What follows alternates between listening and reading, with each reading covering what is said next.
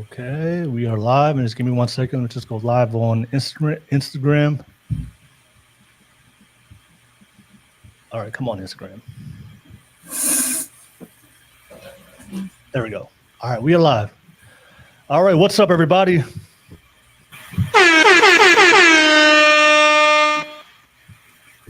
All right, welcome to another session of the Golf Club Podcast, Wednesday Hot Topic Show, live out of San Francisco. This beautiful Wednesday night. As you guys can see, we have a full panel of ladies and fellows here tonight, and we have another great hot topic to discuss.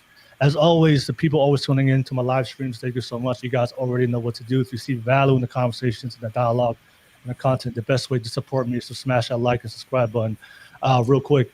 Don't forget, this is a virtual show, so a lot of you guys always reach out to me. How do I join the podcast? Because you see my Saturday night podcast, I do it in studio in San Francisco. So if you do want to join, the best way to join is on my Wednesday shows where it's virtual.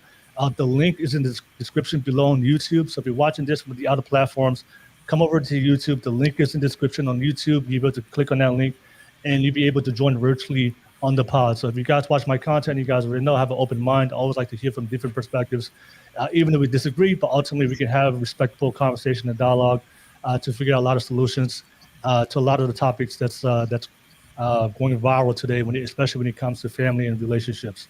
But don't forget, if you do want to drop a super chat, if you have a specific question, if you want to drop a super chat, you want us to respond to, drop a super chat. I'll be able to put it on the screen, and us and the panelists can react to you guys. And of course, if you just want to donate to the channel, drop a super chat, and I'll be able to give you a shout out as well. I do appreciate all the financial donations. A lot of you guys always support the channel. Thank you so much. Every donation goes back to the podcast, so that way I can give you guys the best quality content. So, but let's get the live chat popping. I do see the viewership going on the different platforms. Say hello if you recognize these guests. Say hello on the live chat, and let's get that live chat popping. Say something on the live chat, and let me know your feedback. Always appreciate your feedback. What you guys think. Whether we agree or disagree, let me know what you guys think on the topic for tonight. And of course, for all the ninja watchers out there, a lot of people always watching and creeping on my channel and saying absolutely nothing. Definitely come out tonight. This is an opportunity to come out tonight. I encourage you guys be part of the conversations. I see Vin already. I see Vin FCW. I see you in the live chat already, being the first one. Hey, thank you so much. But we have a great show planned for tonight. So let's get that live chat popping and let's get it active for tonight. I do want to give a quick shout out to my sponsor, Global Financial Impact.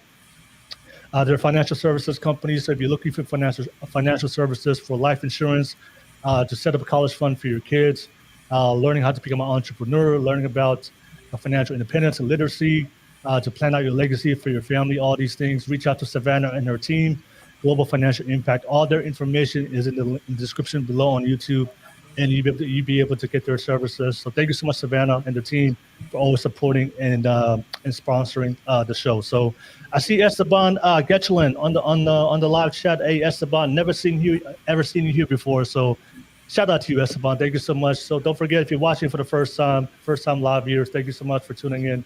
Don't forget to like and subscribe.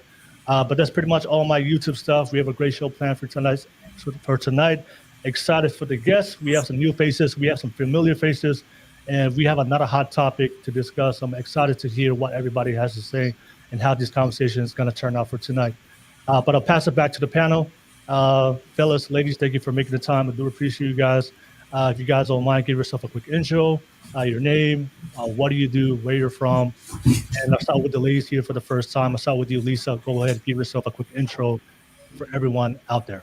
Hi, I'm Lisa. I'm from Collinsville, Oklahoma, which is just north of Tulsa. I'm in the telecommunications industry. I'm in the construction side. 52 years old, so I think I'm probably the old lady of the show tonight. I have 3 kids, and I'm a single mom. And I'm on Twitter, so... All right. Thank God for Twitter. All right. Thank you so much, Lisa. Excited to have you on the panel for tonight. I will keep it moving. I'll pass it to you, Kylie Jean. Go ahead and give yourself a quick intro for everyone out there. Hey guys, my name is Kylie Jean Tannehill. I'm in Nashville, Tennessee, and I'm so excited. Thank you so much for having me on tonight. first-time guest, super amped about it. I'm a full-time speaker. I speak to identity, and I'm also the director of communications for A Million Women. You can find out more information at that at amillionwomen.org. And I am just absolutely passionate about seeing the United States healed and brought into unity together. So I'm pumped on tonight. So excited to be here with this amazing panel that's from all over the country, and I couldn't be more excited. Thanks for having me. All right. Thank you so much, Colin Jean. Your energy is contagious. I can already feel it. It's going to be a good discussion tonight. So thank you so much, Colin Jean. But we'll keep it moving. I'll pass it to Aphrodite here for the first time. Excited all the way from Twitter. Go ahead and give yourself a quick intro. I'm Aphrodite. I'm from Cleveland, Ohio. I'm actually a spiritual consultant. So I am working towards bridging the gap between like subconscious healing and spiritual healing. I think it's all one process. A lot of people think it's two different things. It's not. So trying to bring those two things together and heal multiple communities, not just one. But yeah, and I am on Twitter. Thank you for having me. All right, no worries. Thank you so much, Aphrodite. Still appreciate you. Thank you for joining in for the first time. Yeah. But we'll pass it to the familiar faces here back on the show. I'll pass it to you, Mirari. Thank you so much as always. Good to have you back. Go ahead and give yourself a quick intro. Hi, my name is Mirari, and I am a holistic practitioner, and I am also a metaphysician, and I do a lot of mind-body connection. And I'm in the New York area, and I work in Miami and Orlando and Jacksonville, so I'm all over the area, and I do take remote people. So if you guys are looking for counseling services. All right. Thank you so much. Always good to have you on. Always. All right. And then I'll pass it to the fellas. You guys recognize these fellas. I'll start with you. Conrad, go ahead and give yourself a quick intro for everyone out there. Salute. Good evening to everybody out there, everybody on the panel. My name is Conrad. I am the host of the Real podcast. I am 39, been married for a number of years now. I got 3 wonderful children. And while I might not give you my full-time job, I'm very invested in my community, teaching young men how to make the most of their time that they have on this earth, preparing them through navigating the challenges of being possibly a child of a single mother, knowing how to communicate, knowing how to take responsibility, and make the best decisions they possibly can as early as they possibly can. All right. Thank you so much, Conrad. And shout out to the Real podcast. Thank you so much. And I'll pass it to you, Damien. Damien, always a pleasure to have you on. Go ahead and give yourself a quick intro. What's up, everybody? My name is Damien. I am 49, streaming out of San Antonio, Texas, father of 3, husband of 16 years, been my wife 18 years. Dang, it seems longer. I run a software sales team, and I also do a podcast sometimes. When the mood hits me, I call, can I get some podcast? So yeah, that's me. Just don't let him talk about gray hair, dad bods, and some other stuff. Oh, my topics are usually politics, pop culture, and relationships, but I have gray hair and a dad bod. So there you go. All right. Thank you so much, Damien. Fellas, ladies, thank you so much. I see you guys on the live chat already. Lord Punisher, good to see you. William Graves, the sophisticated jerk, Prudy Wilson. Good to see you guys on the live chat. I do see you guys tuning in from different platforms. So I do appreciate you guys. Don't forget, if you're tuning in for the first time, this is a public show. So if you do want to jump on, the link is in the description on YouTube. On the description below, click on that link and you'll be able to jump on. We do have some room on the panel. And of course, if you have a specific question or topic, drop it through a super chat, and we'll be able to respond to you guys for any specific question or topics you guys may have. But let's get that live chat popping. If you're a moderator on the live chat, let's get everybody active. Let's get everybody fired up, and call out those ninja watchers to come out tonight so they can say something and stop creeping on my channel. So I do see the analytics. A lot of you guys haven't subscribed to consume my content. So if you see value in the content, definitely smash that like and subscribe button. Thank you so much. But we'll go right into it. The topic we'll be discussing tonight is, do men and women still value the vocation of fatherhood and motherhood? We're going to be, this topic was actually a topic I wanted to discuss a couple of weeks ago when Harrison Buckner, when he went viral for his commencement speech. So he was talking about the vocation of fatherhood. Motherhood. It went viral. There's a lot of controversy, and there was a big argument online between men and women when it came to this topic. So I'm excited to hear what you guys have to say. So let me play this clip real quick. I know Aphrodite and Mirari, you guys haven't seen the commencement speech, so I found this clip this clip was from a content creator who agreed with what he said, and we're gonna also react here the other side as well. I found another content creator who disagreed from what he said, but I'll play the first one that did agree because there's a clip on it for the first 20 seconds where guys can hear what he actually said on the speech. So that way, if Aphrodite and Mirari and Conrad and Damon, if you haven't seen it, we get a chance to see it. Okay, so this content creator's name is Brett Cooper. I don't know if you guys have heard of Brett. Brett Cooper, big YouTuber. I like her content. So she had some interesting comments about the clip as she was reacting to it. So let me just play this clip real quick. And then and of course, if you're in the live chat, when you're reacting to the clip, let me know what you guys think as well. I would love to hear honest feedback on what you guys think about the clip. And let me play the video right now. Okay, right here. There's the video. Okay, there we got it. Congratulations on an amazing accomplishment. You should be proud of all that you have achieved to this point in your young lives. I want to speak directly to you briefly because I think it is you, the women, who have had the most diabolical lies told to you. How many of you are sitting here now about to cross this stage and are thinking about all the promotions and titles you are going to get in your career?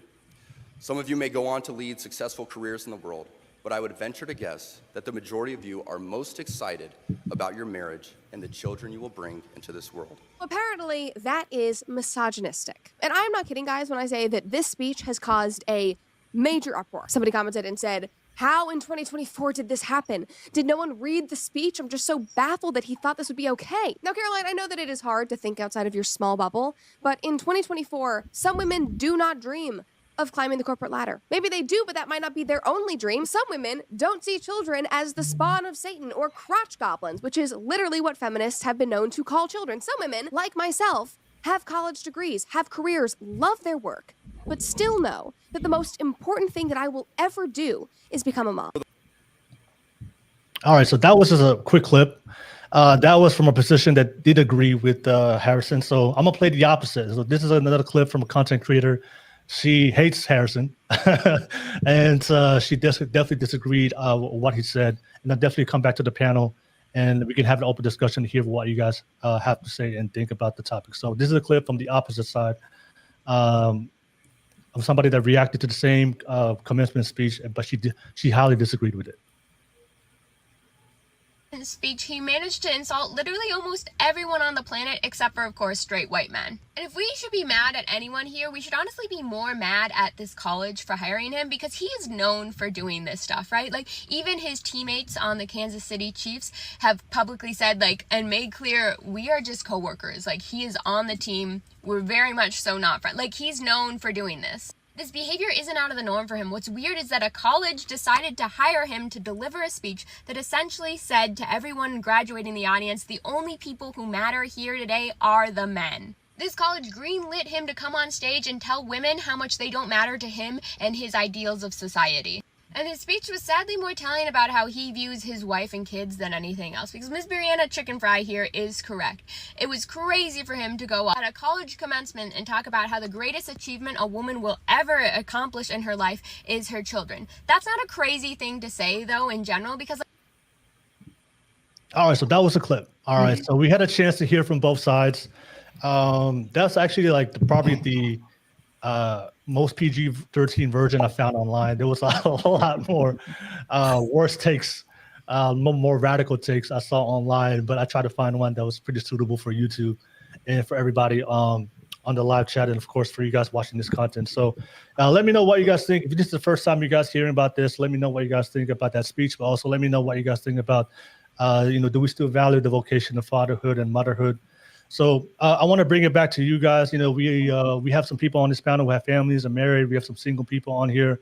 I do understand that we live in a modern society where men and women can pursue careers and the degrees and accomplishments of what they want to do. But I think from basically what I saw, um, what I saw from that speech, all I heard was, you just wanted to remind everybody the importance and the value of the vocation of fatherhood and motherhood and starting a family. So um, I'm interested to hear what you guys think. There was a lot of people that did disagree and was upset.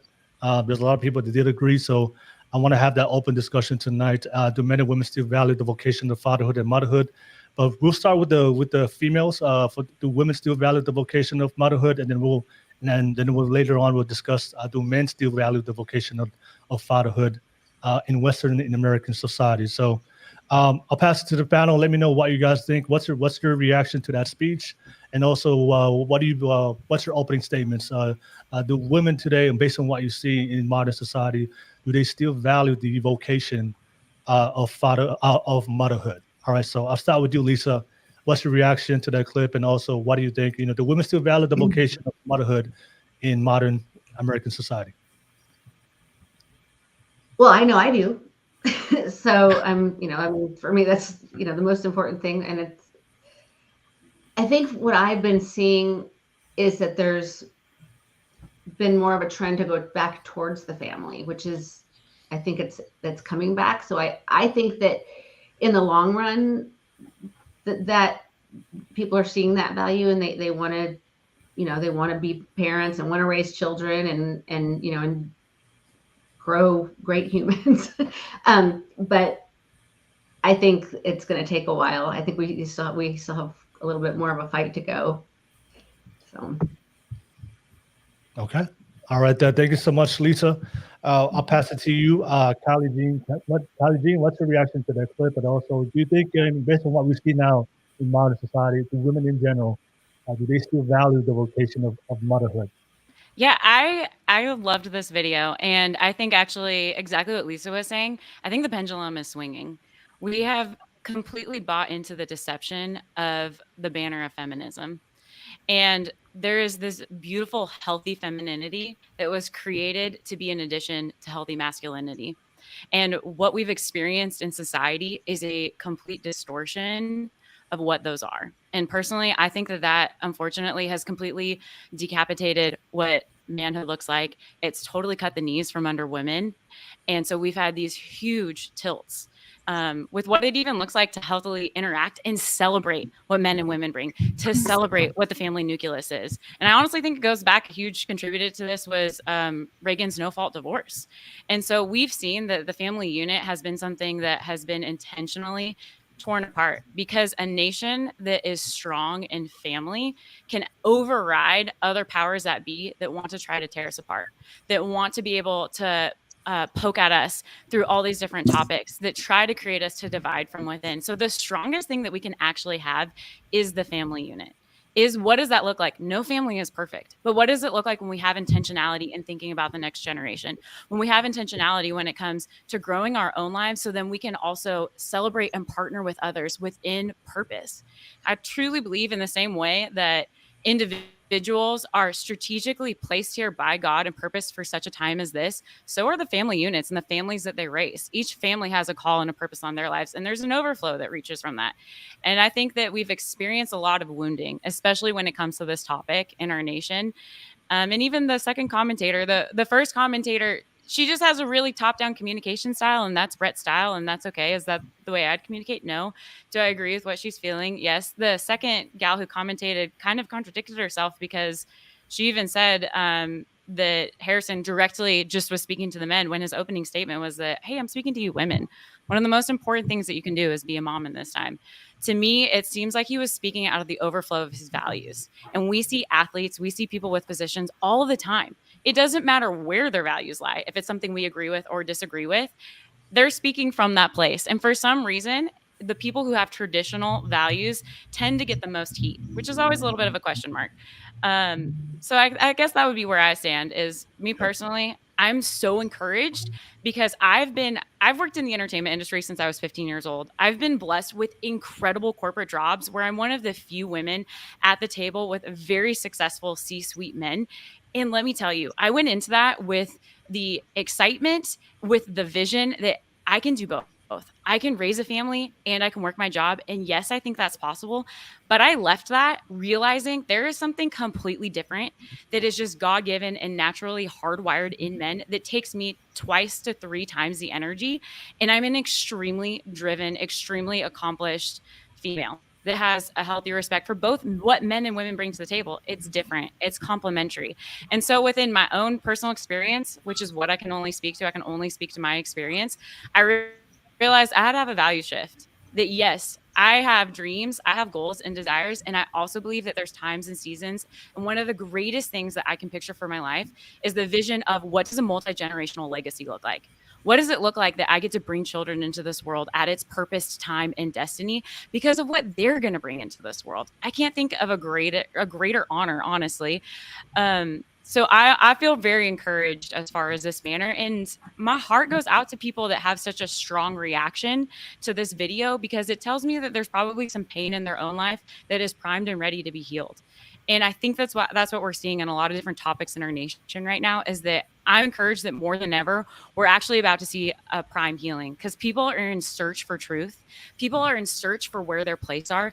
And people want value. They want to be valued. They want to be heard. They want to find those places of connection with one another. That's why we are all here to have these conversations where we don't even agree on some things and we do agree on others. And so that's the healthiest thing we can do is to be able to ask these questions, to have these conversations with one another in a respectful way and be an open mind. See where there might be areas of healing and see where there's places of encouragement. All right. Thank you so much, Kylie Jean. I do appreciate that. Thank you so much. And the sophisticated jerk just dropped the super chat. He said, the jerk is a feminist. LOL. Tread lightly. Okay. All right. Thank you so much, the sophisticated jerk. Thank you for the super chat.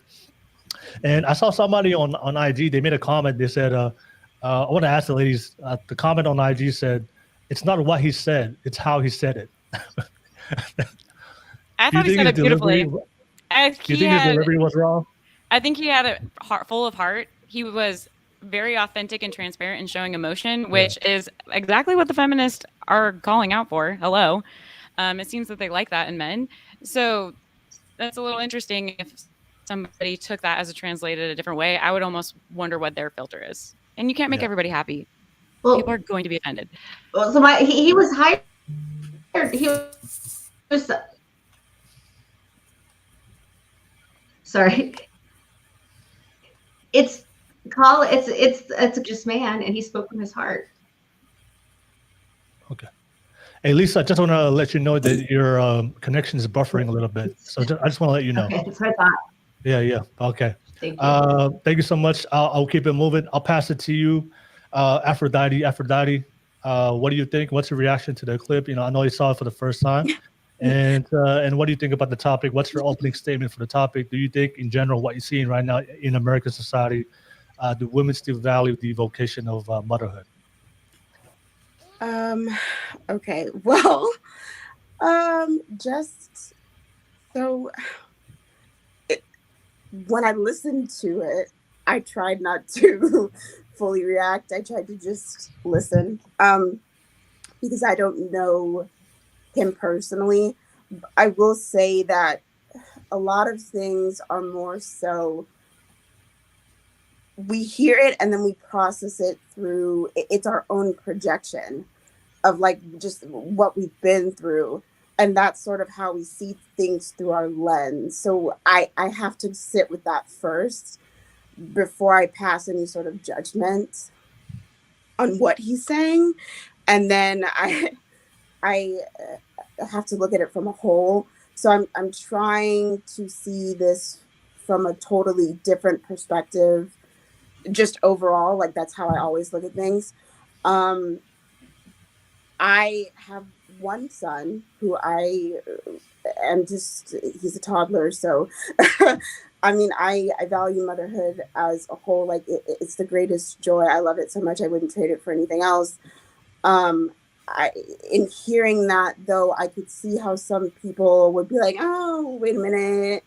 Like, what?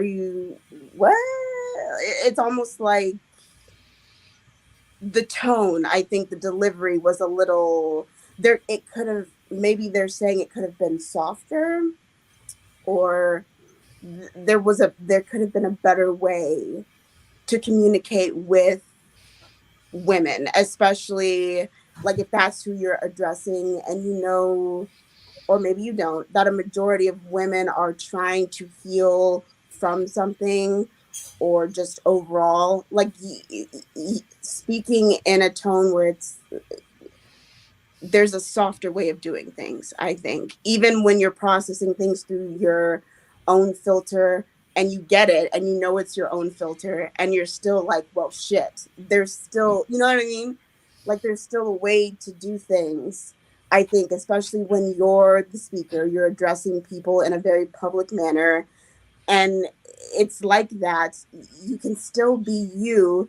You don't want to be inauthentic, but there's a nuance to it at the same time. Like it's a healthy song and dance of how do I represent myself, the audience, and still, you know what I mean? Like, does that make sense? So I get it. And I don't necessarily think it's 100% wrong. I definitely do think there's just a way of doing things, and something was skipped. Like I can see it. Okay. All right. Thank you so much, Aphrodite. Appreciate that. But we'll keep it moving. I appreciate you guys on the live chat. Keep that live chat active. Let me know what you guys think. But I'll pass it to you, Mirari. Mirari, what do you think? You know, I know you saw the clip for the first time. What's your reaction to the clip from that speech? But also, what's your opening thoughts about the women? What do you see in American society? Do they still value the vocation of motherhood? Right. I personally do not like making judgments on something so short. You know, it's very clickbaity. I'm very behind the message, 100% very pro family. However, right, there is a time and place for everything. This is a graduation. This is women and men alike who have dedicated about 4 years to their work. It's not a place to come and talk about family and motherhood. You know, you got to read the room. 100% message was perfectly fine. You just had to read the room. That's just my opinion on the timing of the thing. I haven't seen the whole entire thing, so I really don't know where he goes with the conversation. I personally just don't think it's a appropriate event to bring something for women who have specifically dedicated their life 4 years to a career. It's not the time and place to come and give a speech on family life. You understand? Now to segue into that, I definitely want to jump on what KJT had mentioned in terms of the word distortion. This society we have lost touch with the fundamentals of what it is to be a healthy adult. You understand? And the unfortunate thing is just that we've fallen within millennia of unhealthy patterns, and we're procreating without even thinking. We're passing our generational traumas, our issues, our unresolved problems to our children, and we're creating more children who are unaware of all these issues. And that's why you have the society we have today. An individual child who grows in a healthy home is gonna grow up to be an adult who's a healthy adult who's not gonna be easy to control. You understand? So the thing that's being affected and attacked the most, it is the family home, and it is the family values, because you cannot control a healthy mind. You understand? So we are living in a society that we are very far from the truth in terms of, you know, there's femininity and then there's feminism. There's sexuality, then there's sensuality. There's masculinity, and then there's machismo. You understand? So we are very distorted in what it is to be wholesome in that aspect. So I do agree that the value of fatherhood and motherhood has decreased, and it's not in terms of, I view it in quality wise. You understand? Is people are just procreating because they want to. You understand? And they're not really thinking about the consequences and the repercussions of actually bringing in another child into your web of mess and distortion and unhealed trauma. You understand? So I think it's a very important topic that needs to be had, because we need to return back to the fundamentals of what a healthy family home looks like and what a healthy core for a child looks like to grow up in. All right. Thank you so much, Mirari. Thank you for the opening thoughts. I'll pass it to the fellas. Thank you, ladies, for your opening statements. I'll pass it to the guys, to the fellas. Let me know what you guys think. I'll start with you, Conrad. Conrad, what's your reaction to that commencement speech? But also, do you think, based on what you're seeing right now in American society, do you think the do women still value the vocation of motherhood? Within the Americas, I would say that there is a very stark, I don't want to use the word, there's a very frightening decline for the vocation of a father and or a mother. With that said, to what everybody has said, in certain things we may not all agree in totality, but I have written down some notes about what everybody has said, and I overall do agree with everything that the ladies have pointed out so far.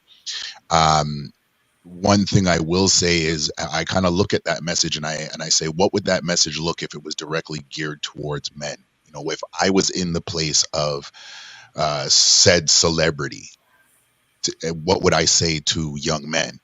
Would I tell them to make sure they are not walking around here being promiscuous just because, you know, they have a piece of paper that is certifies them or accredits them to a certain type of field of work? Would I tell them that they need to be accountable? Would I tell them that they need to understand that what they've done for the last 4 years is a direct stepping ladder for what they will do generationally? I think I've heard somebody say that word. Would I tell them that everything that they're doing now and they're about to do after this commencement is definitely imperative to how they are going to even get to the place where they can create a lineage? And do they understand that part of what they're doing now, creating a lineage through the aspect of being a father and having kids, the woman that you choose to bear offspring with is an extension of that lineage, not directly in your shadow, but as as I said, an extension of the work that you've put in and the work that she's put in. Do we understand that? So when I look at his speech, you know, could it have been in a different format, or should it have been maybe for a different format? That definitely is up for argument. It's possible. I think his heart was in the right place, and I think his mind was more focused on, and I think it was KJ who said it about the deception that has been fed to women in a sense, and I would say even therefore fed to men, right? When we look in the spaces of whether it's social media, it's, yeah, men, get your money up, but get your money up so you can attract more women. Well, that's not really healthy, right? You know, the woman, you don't need a man. You can be, you can be completely autonomous in the aspect of motherhood, and you can do it all by yourself. Well, the average person is not singing that same tune. So I think this is where we need to deconstruct. This is going to be a really great conversation to deconstruct the negatives of the messages that are coming out, so we can again point towards the positives. I like what the ladies have said about that multi-generational vision for the future, right? That's what fatherhood is. That's what motherhood is. It is the fact that you are going to live on. Your positive influences, your reinforcement, your resolve to your children is going to live on through the ages. And if you can teach them in the now as you bring them forward, hopefully with a partner, and if you have to do it by yourself, if you can teach them how to move past the gunk and the mire of misery and trauma, and have a resolve that they can bring out their best qualities to be the best people that they possibly can. Let's say it like this: each one reach one, teach one, right? If we can get to that place, then I think this is where, as the ladies have said, we can get back to that foundational place of the nuclear family, and we're getting there. We're starting to have the right conversations. The wheel may not be turning fast enough, but we're getting there. But there is a stark and a frightening decline in that value, and people like us, we have to fight against that. All right.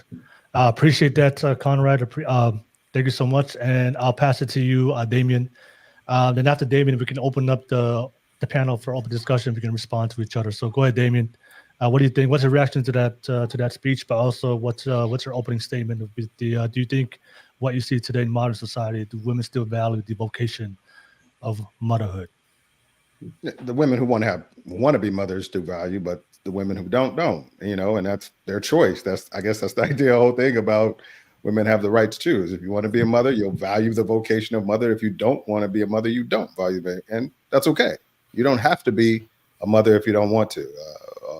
Do I feel like, you know, I read the studies and I agree with a lot of them that most women, when it comes later on in life, are finding most happiness when they have children around rather than pursuing careers. But that's still up to that individual to kind of determine whether or not they see the value. And if you don't see the value in it, you're going to do a shit job at it.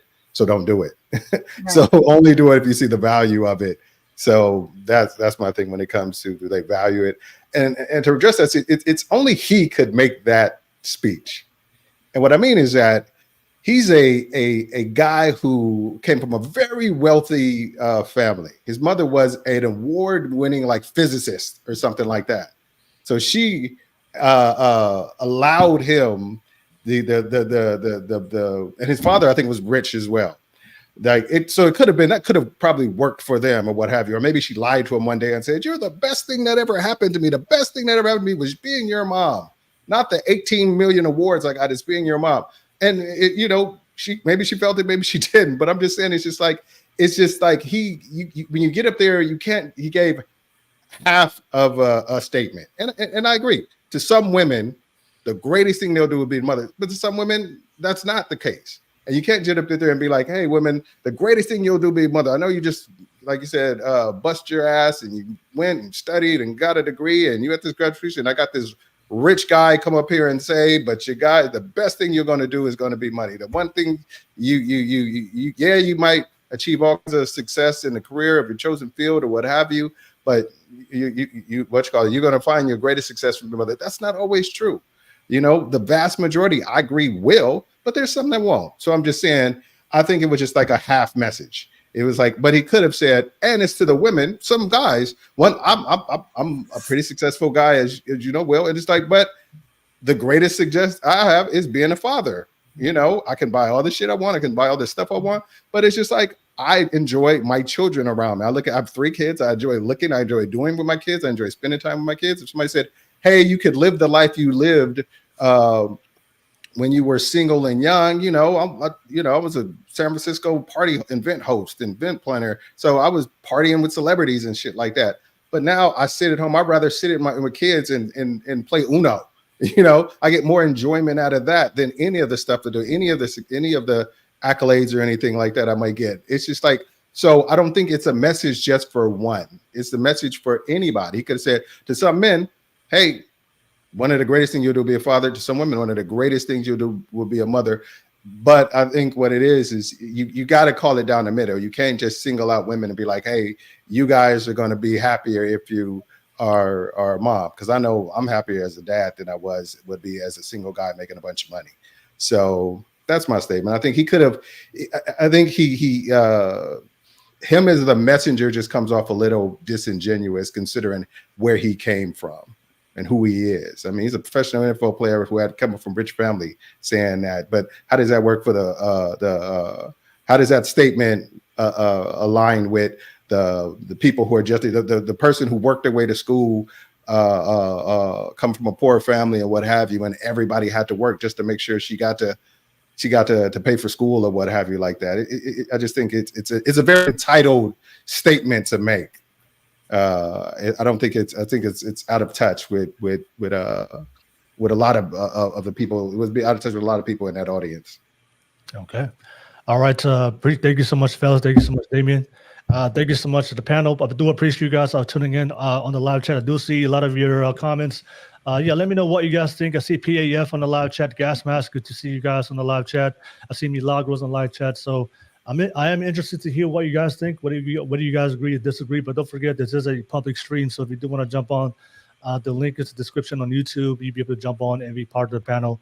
I definitely would love to hear from different perspectives. But we all had a chance to hear everybody's opening statement. I just want to pass it back to the panel. Does anybody want to add on to what somebody said or respond to what somebody said? I can add. Lisa, go ahead. Sure. So when we were talking about, know your audience, to me, he knew his audience because he was speaking at a Catholic college to Catholic students. And so, and that's basically the premise in generality of the Catholic Church. So, that was his audience. Yeah, in theory, everybody who go to Notre Dame don't think that way. You know, I know a professional football player, Hudson went to Notre Dame, and he definitely don't have that way of thinking. You know, so it's just because where they at doesn't mean that where they are doesn't mean that's where they at in their mind. Right. You know, And I understand that. But to Damien, to your point, when you were talking about, you know, that he comes from a place of privilege, you know, having money and whatever. But I know, you know, I don't come from that. I work, I'm still working my ass off. Yeah. I'm still trying to finish college right now so that I can make sure that I can be a good example for my children and to help them to be successful. And to me, whatever career I get out of completing college will be gravy to me. What's most important to me is to show my children that you can work hard and you can, you know, reach your goals and do the things that you want to do and be the person that, you know, that you want to be. So I don't think you have to come from, you know, having everything handed to you, you know, to have those thoughts in your head or have those values. I get it. Lisa, do you have a daughter, Lisa?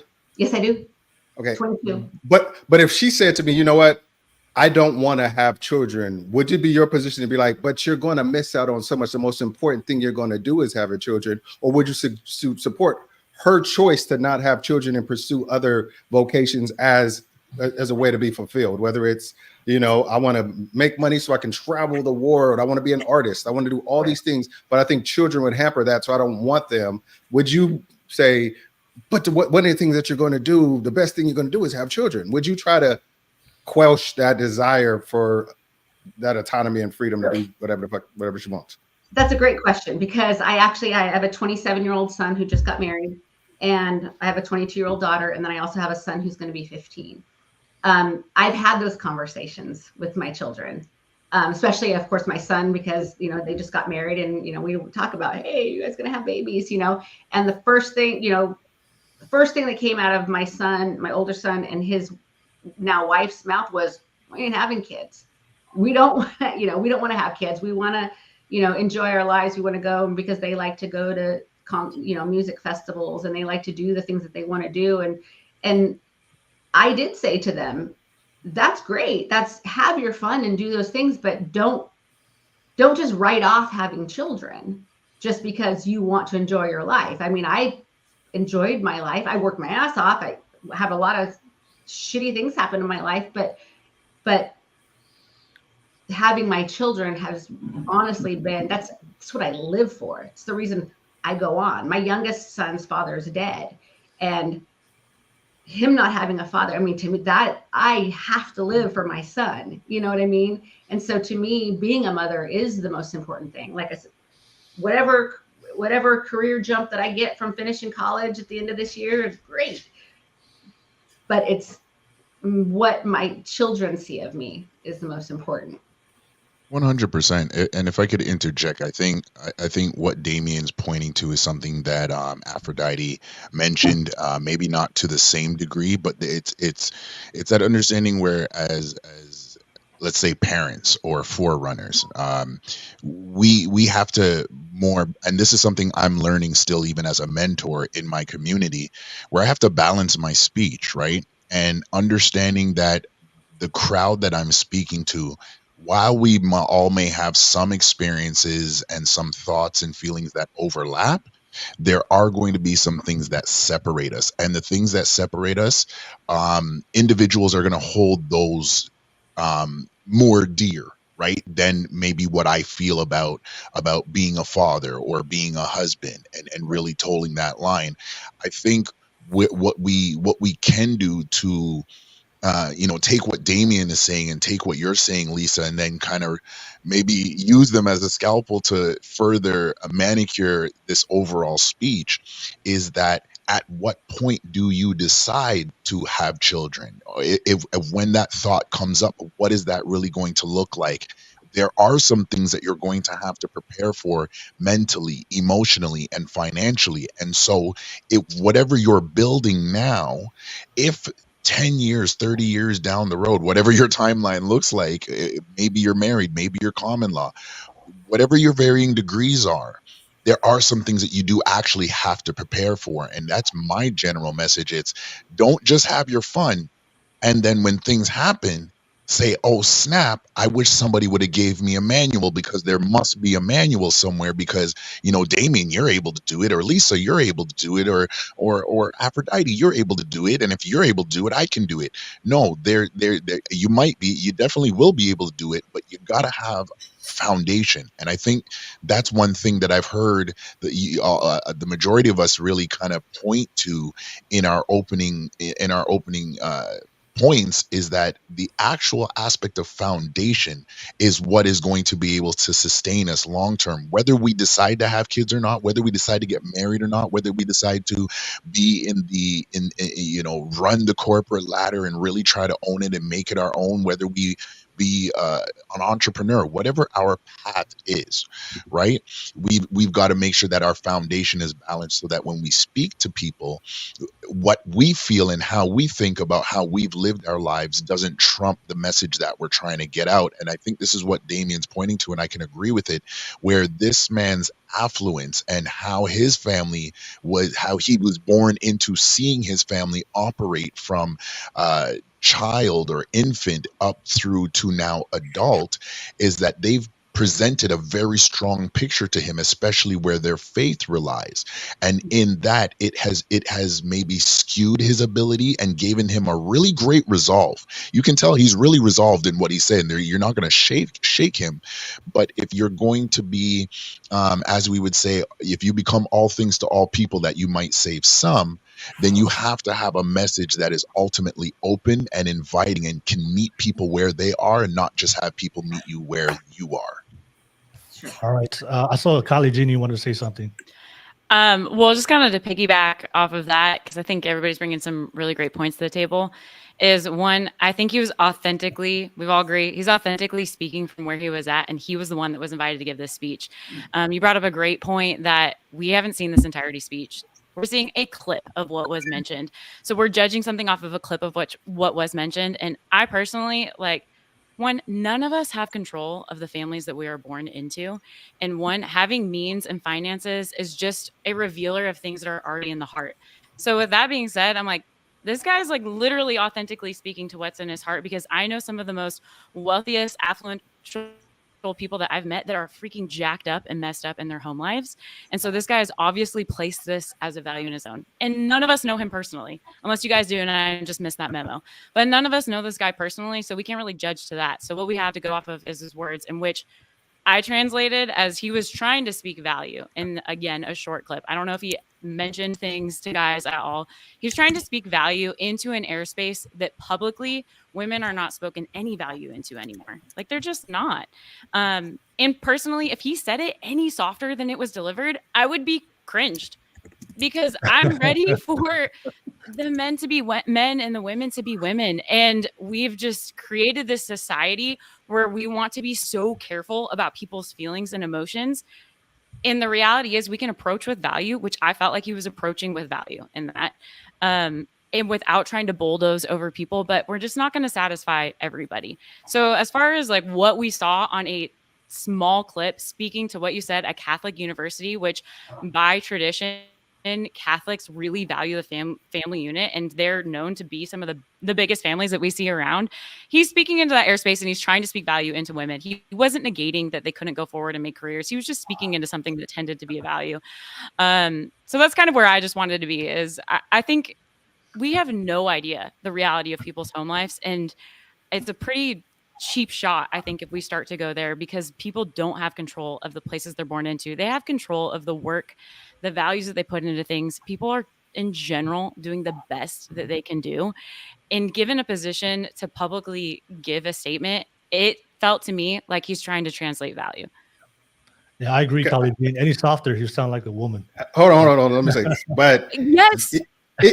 But you can be aware of the situation you value and can come off to other people as a little arrogant or pompous or what have you. Can make it to where it's just like, okay, if you can come off like you're not speaking to the majority of people. You're speaking to a select few of people, which he probably was.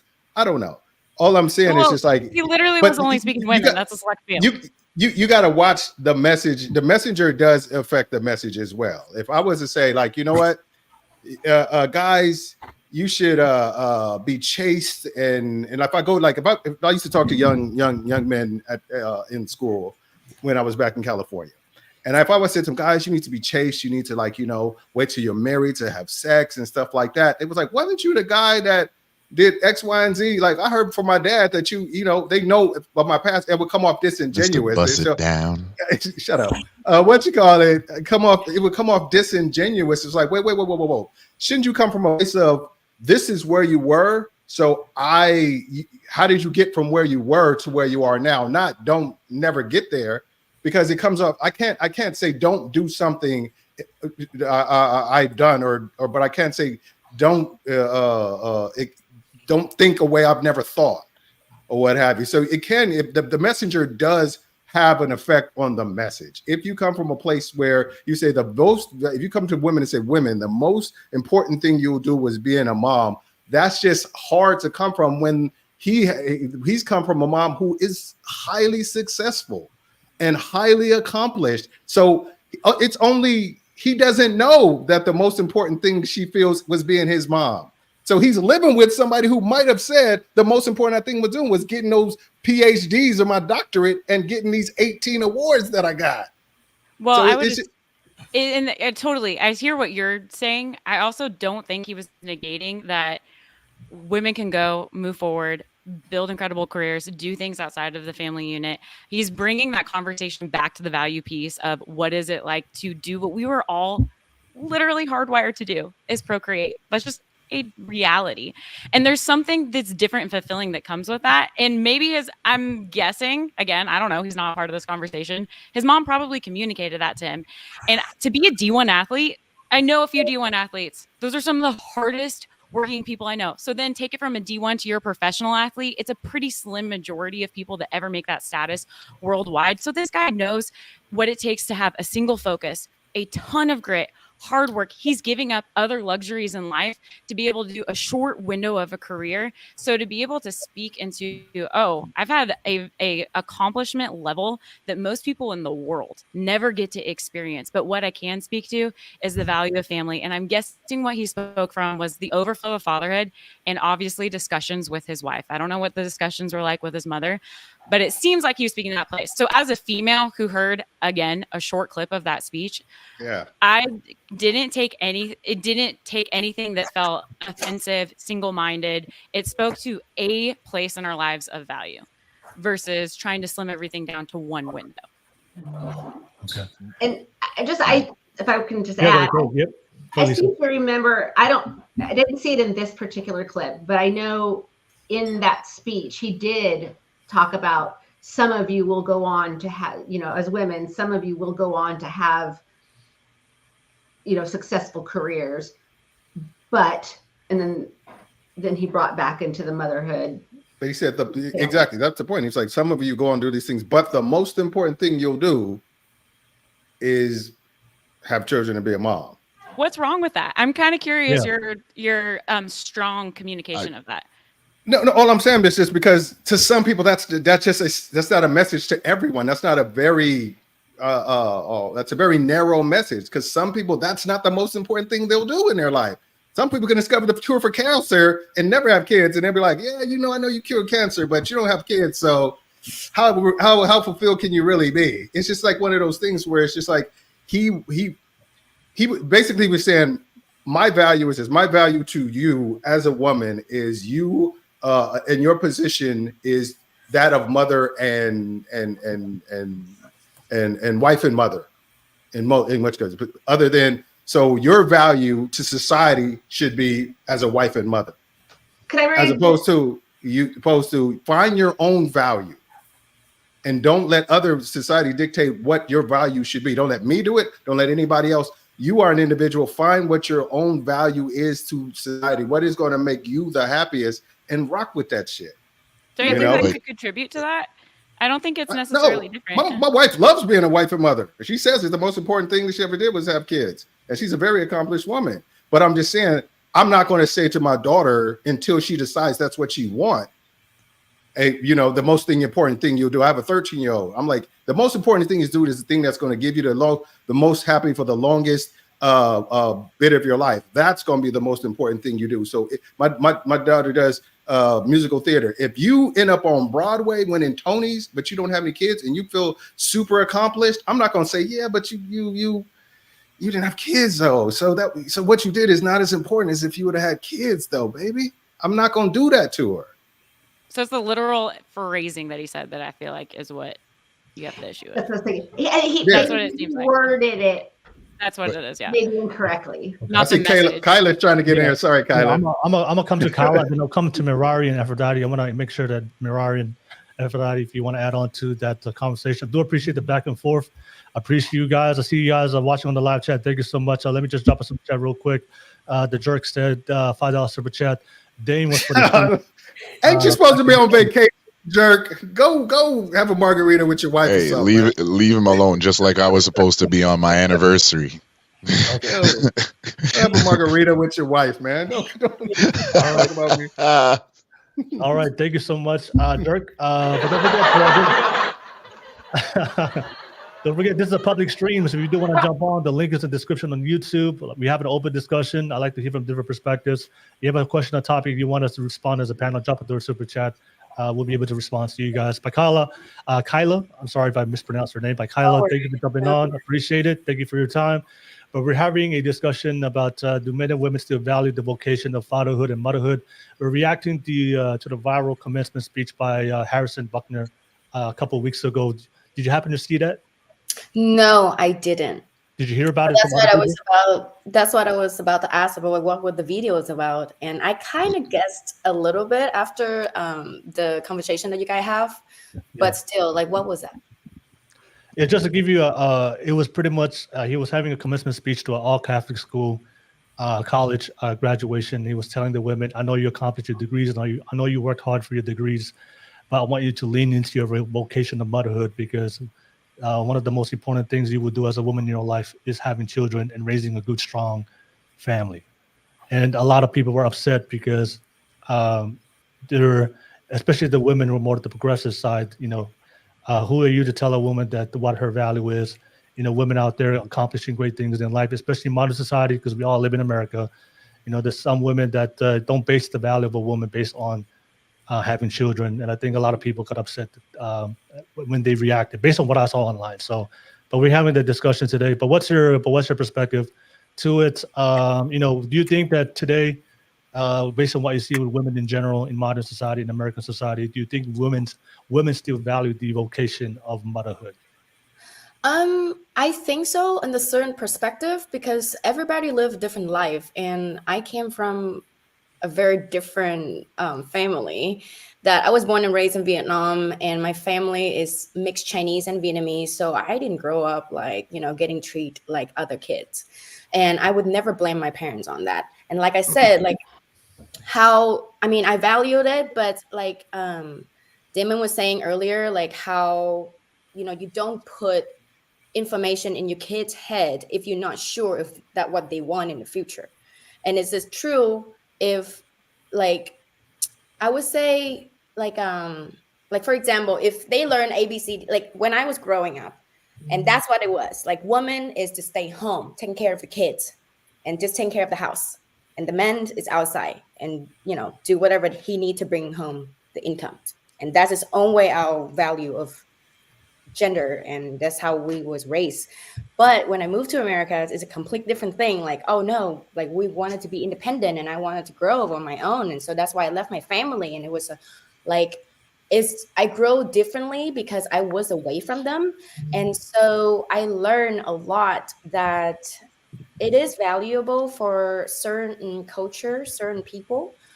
But for, in America, it's depend. And, I don't think that we need to be mother, and we don't need to have the kid to be able to know how to take care of other people.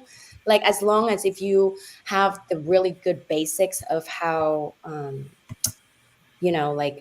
how is you, raise the kids, and how's you know not to, teach them in the way that they're not going to learn it in the wrong, or like come outside and then like, you know, say things to other people that like it's not valuable, or like it doesn't make any sense. So like it's very important, I think, for like, you know, for us to, I don't know, to understand that part, that to be able to have a kids, and it's like how we're gonna do it, or like, like, or if randomly like an accident happened and you have to deal with it in a different way, and just trying your best to not, you know, affect the lifestyle of how social media and how nowadays and all the information that they're gonna get in the future, like in social media, and like, you know, like it's really tough to be a mother, I feel like. And you know, like amazing to like, I mean, I would love to be a mom, but like I said, like it's not, maybe it's not the right time right now. And yeah, for me it's the value, it's just only trying to be ready to, if you wanted to have kids, it doesn't have to be financially, but your moral, your mental, like, because the kids, like I say, I was raised really poorly, and I'm pretty sure not everybody, you know, have enough money to send the kids to for education. Like, and without it, like you think without the education, like maybe your kid wouldn't turn out to be like so smart or so understand about life and stuff. But the more they experience, the more they build a character and personality. Okay. And I would not, I mean, I never regret on whatever happened, and I would choose the same thing again because that's who I am today, even bad or good. But yeah, so I think that it's like really like a very fundamental thing that a lot of people need to focus on now today, that, you know, we're losing a lot of like pure intention, pure love, and like the real meaning of living and purpose. Okay. All right. So thank you so much, Kyla. Let me just, Kasim, thank you for jumping on as a guest. Good to see you, brother. Let me pass it to Mirari and Aphrodite. I just want to give them some time. Then I'll come back full circle to the panel. We're having a great discussion. We are disagreeing on some things. I think this is a very important discussion to have, because this is what I do see online, that a lot of people are discussing and they're not having the conversation that we're having right now. So figure out a solution. So I'll pass it to you, Aphrodite, real quick. Anything you want to add on to the back and forth that we were having? I just want to give you some time. Well, so I still stand by what I said, especially with the comment about like the softness on the delivery. I know it sounds like whatever, but I stand by what I said, because when it comes to hearing stuff and then processing it through your own sort of just filter and gunk and everything that every individual goes through regularly on a daily basis, not everyone is the same. Like when I meet with the client and I get a message, have to deliver a message, whatever it is, I understand that the message is the message, but there's a way that I have to deliver it so they can be ready to receive it. It's not gonna work if I'm just doing it the way I want to do it for the sake of doing it. That's so, like, the delivery can be so chaotic and do so much more damage depending on the individual themselves and what they're healing through, going through. Just like it's not going to work. And no one's asking people to be like, oh, you got to hold everyone's hand 24/7. Everything's got to be like, no, it's not about that either. But like, just understand that not everything is going to work the same for everyone. It can't, it's not going to. You have to think about more than just this one sector of people. And if you're not willing to or going to, I don't know what to tell you. It's just not going to work. Like, if your goal is to have these big arguments, you know, go down, then fine, you've achieved your goal. That's great, you know. But if you get up here with one goal to unify people, then you have to be willing to sit up here and say, am I looking at things from all perspectives, not just my own, not just from this one sector, maybe this one individual group of people I want to reach. I understand this might be filmed. Do I want to reach a broader audience of people? How many people is this going to touch? How many people's lives am I trying to touch right now, honestly, with this message? What is it going to do? How much damage can it do to people? You know what I mean? Like, you have to be willing to accept the consequences of what it is that you say. You know, that goes for everyone, myself included. Obviously, every time I get on a public platform and say something, jump in a debate, the first thing I say is I take full accountability for everything I say, because I realize that everything is a teachable moment, and I don't know everything. I'm not, you know, almighty. I don't know everything. Everything's a great teachable moment, but sometimes the delivery has to be different than what we're used to. It has to be softer, like that, just whether it be the body language, the mannerism, whatever it is, sometimes it just has to be, you know what I mean? Like it can't all, I don't know if this is coming out right. Okay. All right. No, worries. you're landing. No, you're good. You're good. Thank you so much, Aphrodite. Appreciate your perspective. I just want to pass it to Mirari, and I'll pass it back to the panel real quick. And I'll give Kasim some time, then I'll come back to the panel full circle. And Mirari, anything you want to add on based on what you've seen so far? All I have to say is pretty much what I say all the time. I believe life will be so much better if we learn how to mind our business, because everyone comes from their own reality because of what they've experienced in life. You understand?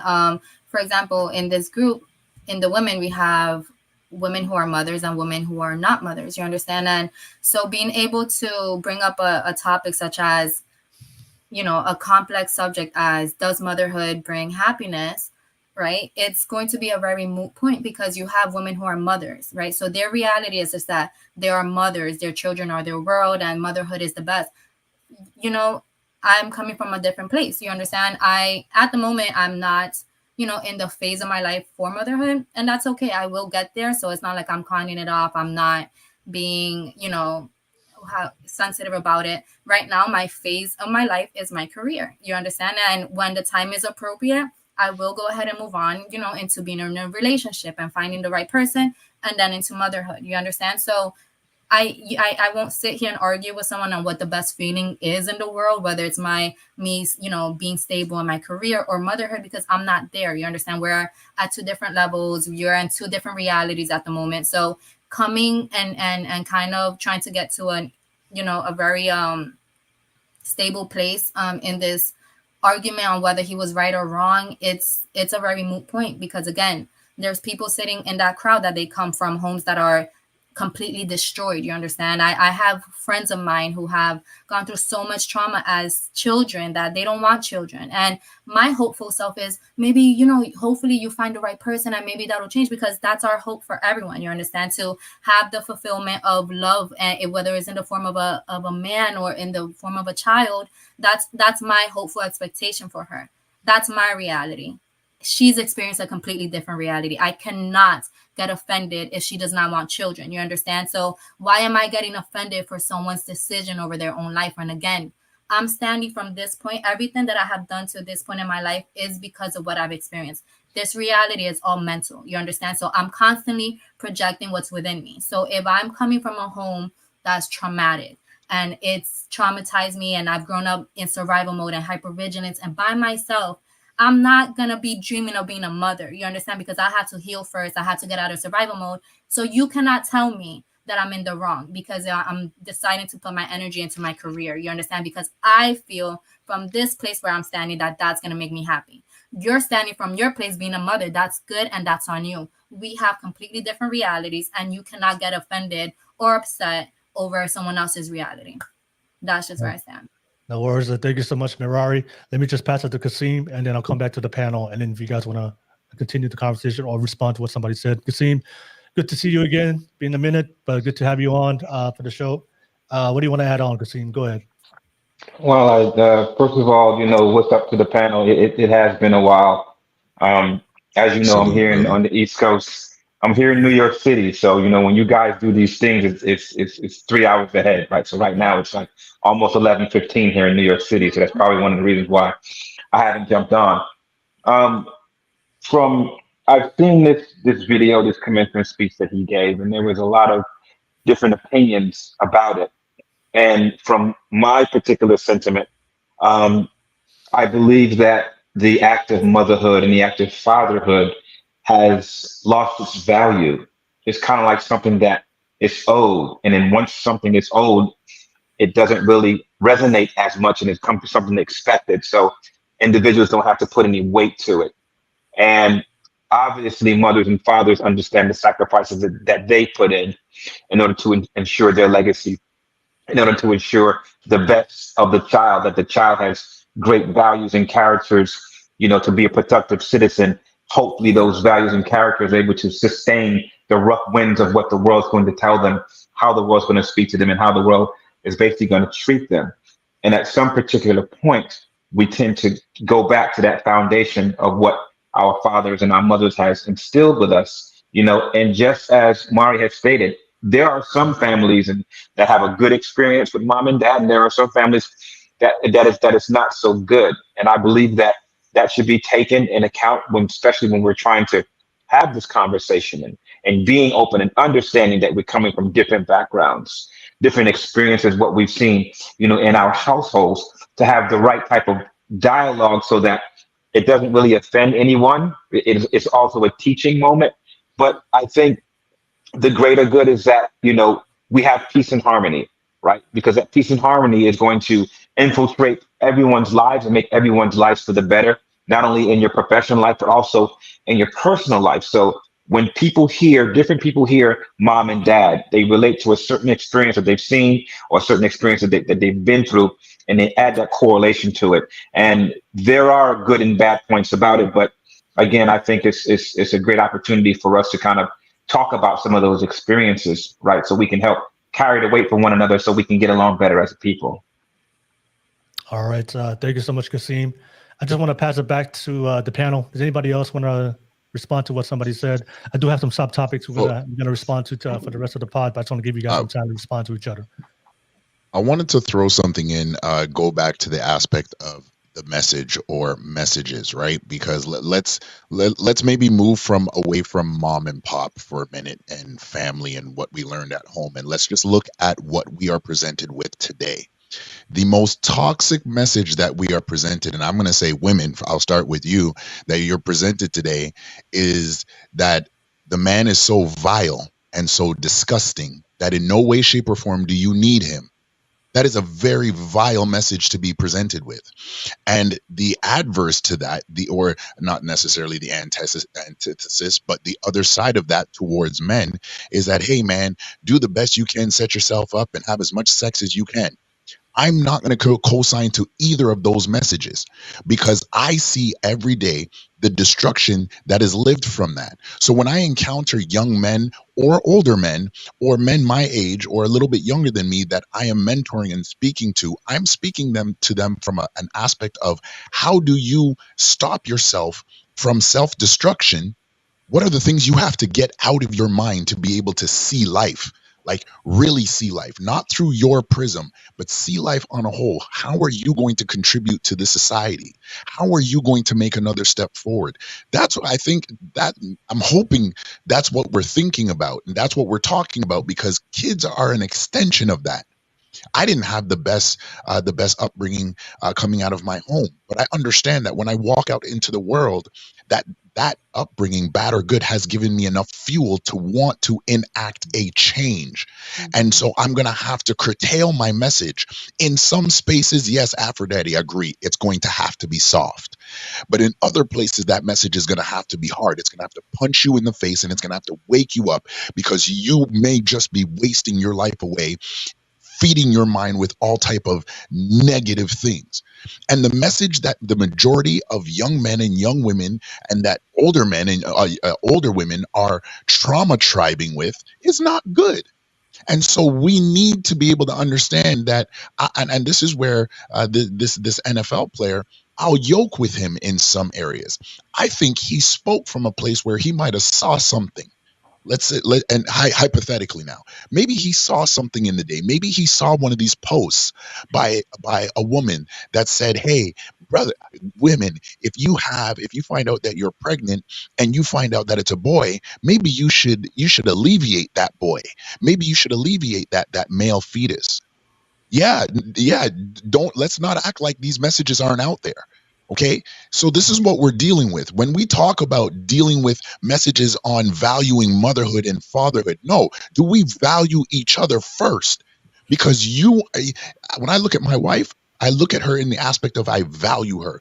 But then when I walk out of my house, I say, do I value other women that are not connected to me? Do I value you enough to make sure that if you're in my vicinity, that you have some aspect of protection? You have another eyes that may see danger coming from afar, not because I want something from you, but that's because how I was raised. That's the value I'm going to bring to society.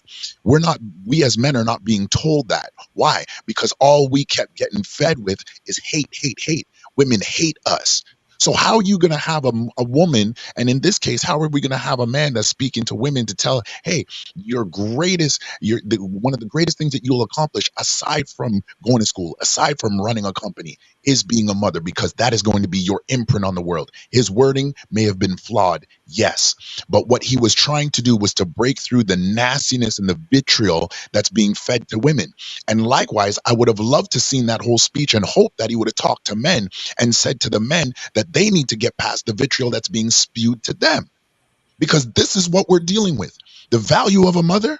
I know women right now that hate men based on the messages today that they don't even value their own grandfather and their own father. So much so that when I look at the men that I mentor, I say, hey, I'm your vetting process. Because just in case you get so entangled with how she looks that you forget that there has to be a foundation laid for you and her to move forward, let me be your second set of eyes. Same thing for my daughter. Same thing for the women in our community. Because at the end of the day, the message that's really being presented is not this NFL player at that Catholic Catholic graduation. It is the opposite. It is social media. It is Cosmopolitan magazine. It is the countless of TikTok pages that are saying delete young male fetuses the minute you find out, because there's no good bringing a male into this world. That's what we're dealing with. So we need to stop pretending that some of these hard conversations, and if we're going to get mad and we're going to disagree, let's get mad and disagree, but let's remember why we're having these disagreements for. We need to recorrect and rechange the course of the mindsets of both men and women, not just young, old as well. Okay. Thank you so much, Conrad. Very powerful. But anybody else want to respond real quick before we move on to the next? Yeah, absolutely. I'd like to add. So to what Conrad said about the future. And I just kind of want to put maybe a little bit of a different perspective on the message that not Conrad, but Bucker, I can't think. Harrison, his name. Harrison, there you go. What he was saying is the ultimate goal is to propagate the earth for the future generation, right? So really it is the most important thing that we can do is to have children. Because if we don't have children, the population doesn't survive. I mean, whether you like Elon Musk or not, he's right. If people keep having abortions or keep people, decide not to have children, then, if it's more in the United States, then the strength of the United States goes down. That's, I'm just thinking it's another way to look at things. Because it is your most important thing is to bring children into the world that share your values, and those are the kinds of people that you want to continue the legacy of the world, right?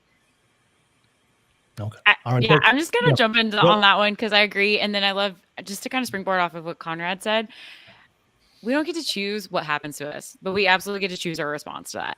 And so I love that he really drove that home because that's the reality that every single one of us are in, whether that's what our experience was in childhood, whether that's us walking into the office every day when we're buying our groceries. It comes down to, I forget who said it earlier, but it is that personal responsibility. So I don't get to choose what happened to me, but I do get to choose if I get to partner with a victim mentality, or I get to choose if I want to be the change maker in my generational line. I get to choose how to set the culture of my family. I get to choose how I get to speak into the hearts of my children and the value that I want to bring into them so that when they're interacting with other people, hopefully the overflow of their life is an overflow of value. And so I love that you brought up that point, and I just wanted to kind of give an exclamation mark splash on that. Okay. And I just want to say it's like it really goes to things like effective communication, not just communication, effective communication. I think just to push back on a little bit, Lisa, it's not just to have kids, it's to raise good people. Right. Because there's a lot of people who raise there's a lot of people who will just having kids. You could have a bunch of assholes out there that come along and like make shit worse for everybody. I was like, there's somebody else raising the next Hitler out there. You know, hopefully it's not gonna be in my generation. It's to raise good people, and it's so I think the most important thing is to be a good parent. Right, agreed, and that's be why a good role model. Yeah, I know what you're saying. Yeah, that's why I said, you know, that's because you impart your values onto your children, right? So clearly we want good people having children so that they'll have good children who will, you know, absolutely. And I just want to like just preface it. It's like it may come off one way, but I think Will and everybody know I'm pretty traditional in my thinking. Like I'm not a 50-50 guy. I believe in men pay all the bills. I mean, men had a household. That's how I run my life. That's the kind of woman I'm married and stuff like that. And it's just like, but it's the fact that I have a daughter and like and you know, and I have sisters and stuff like that. I want them to be able to know that, you know, the things that I've chosen for myself that give myself may not or give my wife joy, because like I said, she gets joy from being a mom, you know. It may not give you joy, so I don't want you to put all your eggs in the basket thinking it's going to do something, because two things can be true at once. I'm sure there is a high-powered corporate attorney that's never been married, no kids, that wishing that she had said yes to that guy that asked to propose to her in college. But there's also a mother of three wishing she had finished law school. Sure. So you all gotta. One thing you can't say. Most important thing you're gonna do is one thing. It's based on your individual and what you feel internally was going to make you happy for the longest period of time. I guess it also doesn't seem like it has to be one or the other. I don't feel like that was what was communicated, and it is what, like, you know, if somebody, I was just on a call yesterday, and she's in her mid-30s, she's a mom, and she's like, I've always wanted to go to medical school, and my husband's supporting me. I think I'm going to go to medical school, which is a really long process. And I was like, that's amazing. Time can always be redeemed, so I don't think things have to be an either or an or. She won't crush it being a mom. And I've said this before. If your focus is something outside of your children, I just don't believe you can crush being a mom.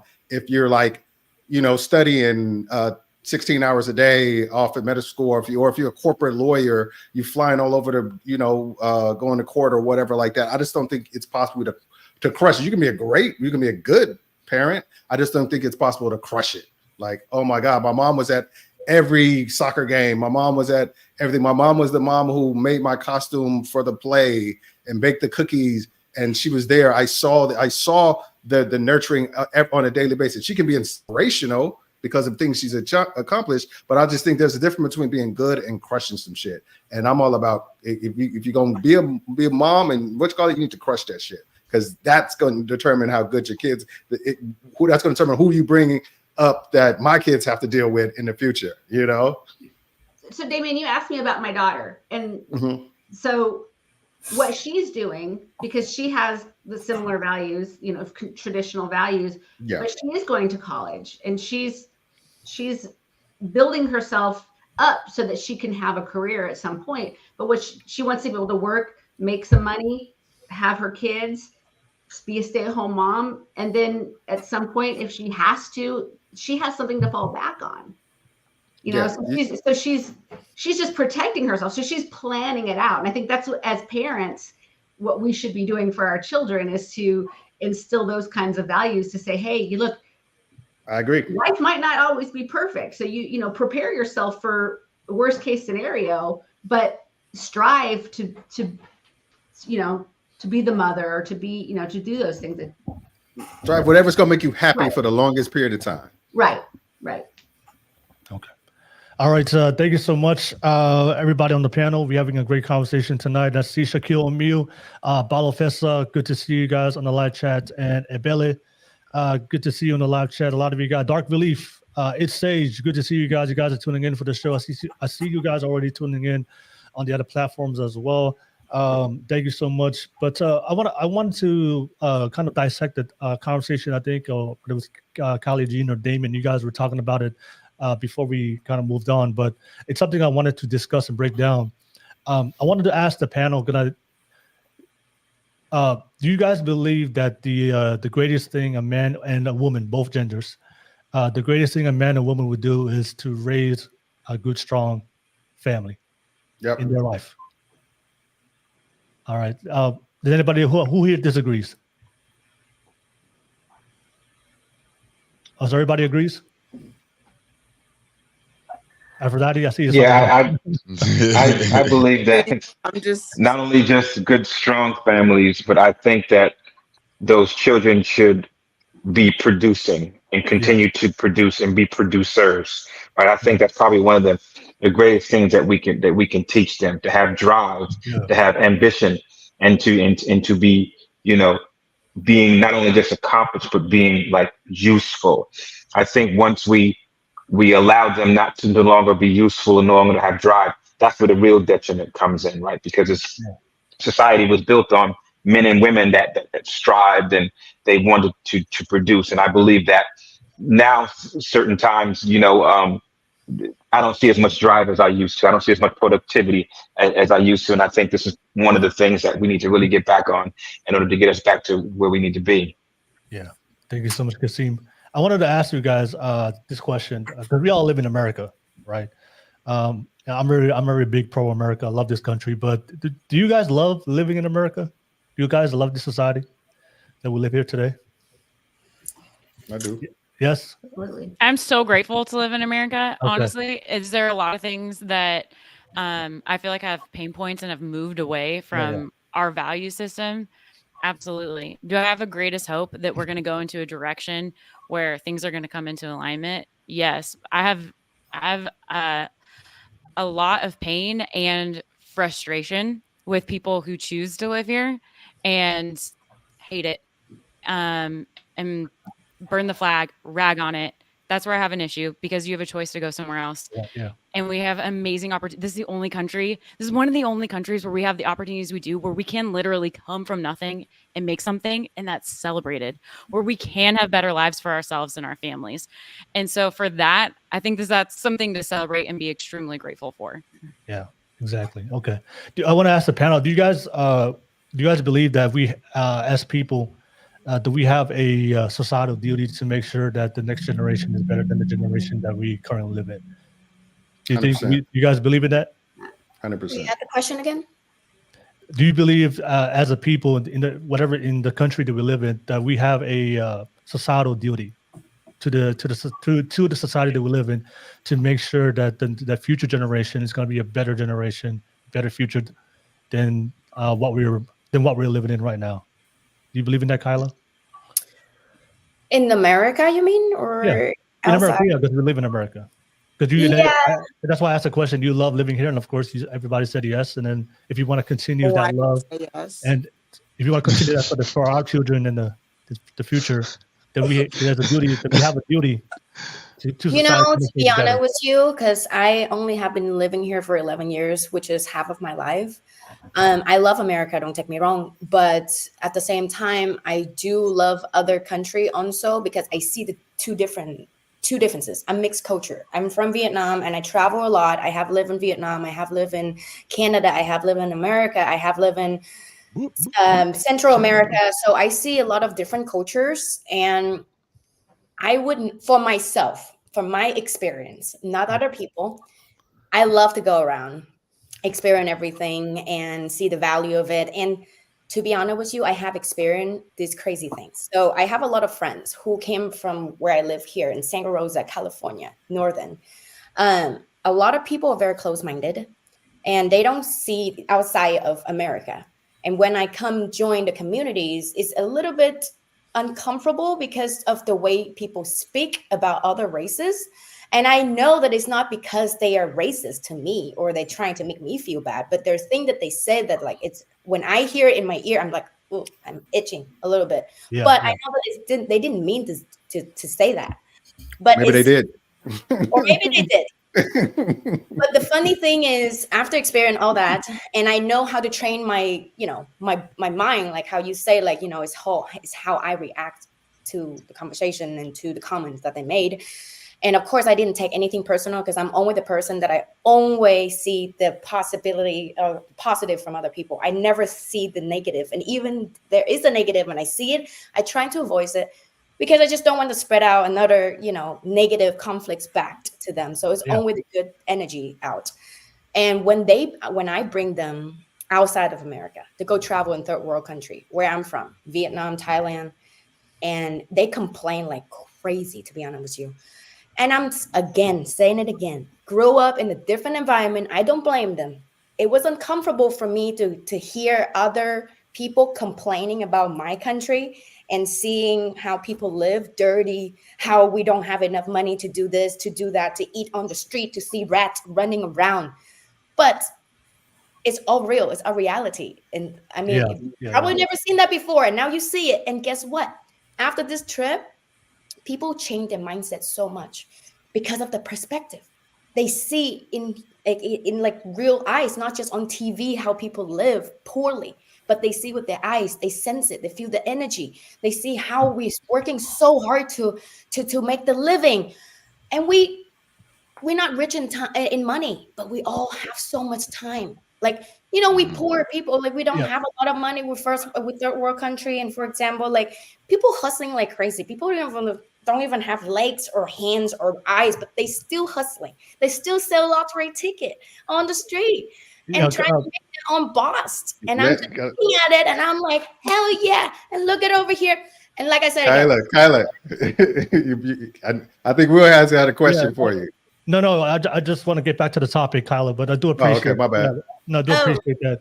No, because we were talking about the, because I see online there's a big disagreement when it comes when we have a conversation saying, the most important thing that we will ever do in our life is start a family, and have children. So I think from my perspective, I think Lisa talked about it already. You know, there's a biological perspective where we need to continue the population in our species to continue to the future. We need to make sure that we have enough young people to replace the older people. I don't know if you see what's going on in Japan, but they have a population crisis right now. They don't have enough young people to replace the older generation when they stop working. So I don't know if you've seen what's going on, but Japan the government literally made a dating app to force, well, not to force, but they might get to that point, but they're highly encouraging people to procreate and have children because they see that they don't have enough for the younger generation to replace the workers once the older generation retires, and that can be an issue. So, but also, for me, from my perspective, I believe the foundation, because we all love America, we love the society. You know, I grew up in a different country, but I've seen different countries, and I've never, based on my experience, the best society I've ever lived is America. The freedoms that we have, the civilization we have, the technology, the convenience we have, and the things that we have here, it's not even close. It's not even close. And I think for people who tend to complain about America, they just don't, they've never seen the real world. You know, they live in a bubble in America. So, but I do believe when it comes to society, the foundation of any great society is the nuclear family. And if you think about all the issues that we see in America, like incarceration rates, if we see mental health, drugs, abuse, alcoholism, promiscuity, if we see all these things that we often see online that people complain and talk about, a lot of those issues can be solved by a strong family. If you look at the data, if you look at the statistics, most of the issues that we see with the younger generation comes when there is a lack of foundation of a strong family and strong values. And you can just look at statistically that most of the kids that, you know, teen pregnancy, incarceration rates, drug abuse, alcoholism, all these things, you know, dropping out of high school, dropping out of education, poverty, that all comes when they come from a single parent household, or there's a breakdown of the family, or there's a lack of fatherhood and motherhood. So I think I think the most important thing that we will ever do in our life is, for both men and women, is building a strong family. But not only that impacts us and our legacy and our generation of our lineage, but it also impacts society as a whole. But if you look at the things, and that Conrad, you also talked about it before, all these things that we see online, if you just look at the root cause of it, it just comes down from the breakdown of family. I think 99% of the problem we see in America, if you just go back to the root cause of it, and you know, I think Mirar, you talked about it, Aphrodite, you talked about it. A lot of women and men out there talk about their traumas and issues. If you just look at the root cause, it always comes back from your childhood, of how you grew up. If there was a lack of affection, stability, lack of foundation, lack of parenting, it just comes down from the childhood. And I think if we focus on the foundation of the family, we can resolve a lot of the issues, and there's hope, and there's going to be a better foundation and a better America, I think. And I think that's why it's just odd to me when we have these conversations and when people are saying, they don't agree with the most important thing I will ever do in my life is family or building a strong family. But a lot of their problems they talk about comes from a lack of foundation, comes from a lack of family. And I think that's a conversation I do see online. So I just wanted to. Can I ask a question for you? Do you believe that, particularly here in the great old US of A, I think the best country in the world, Yeah.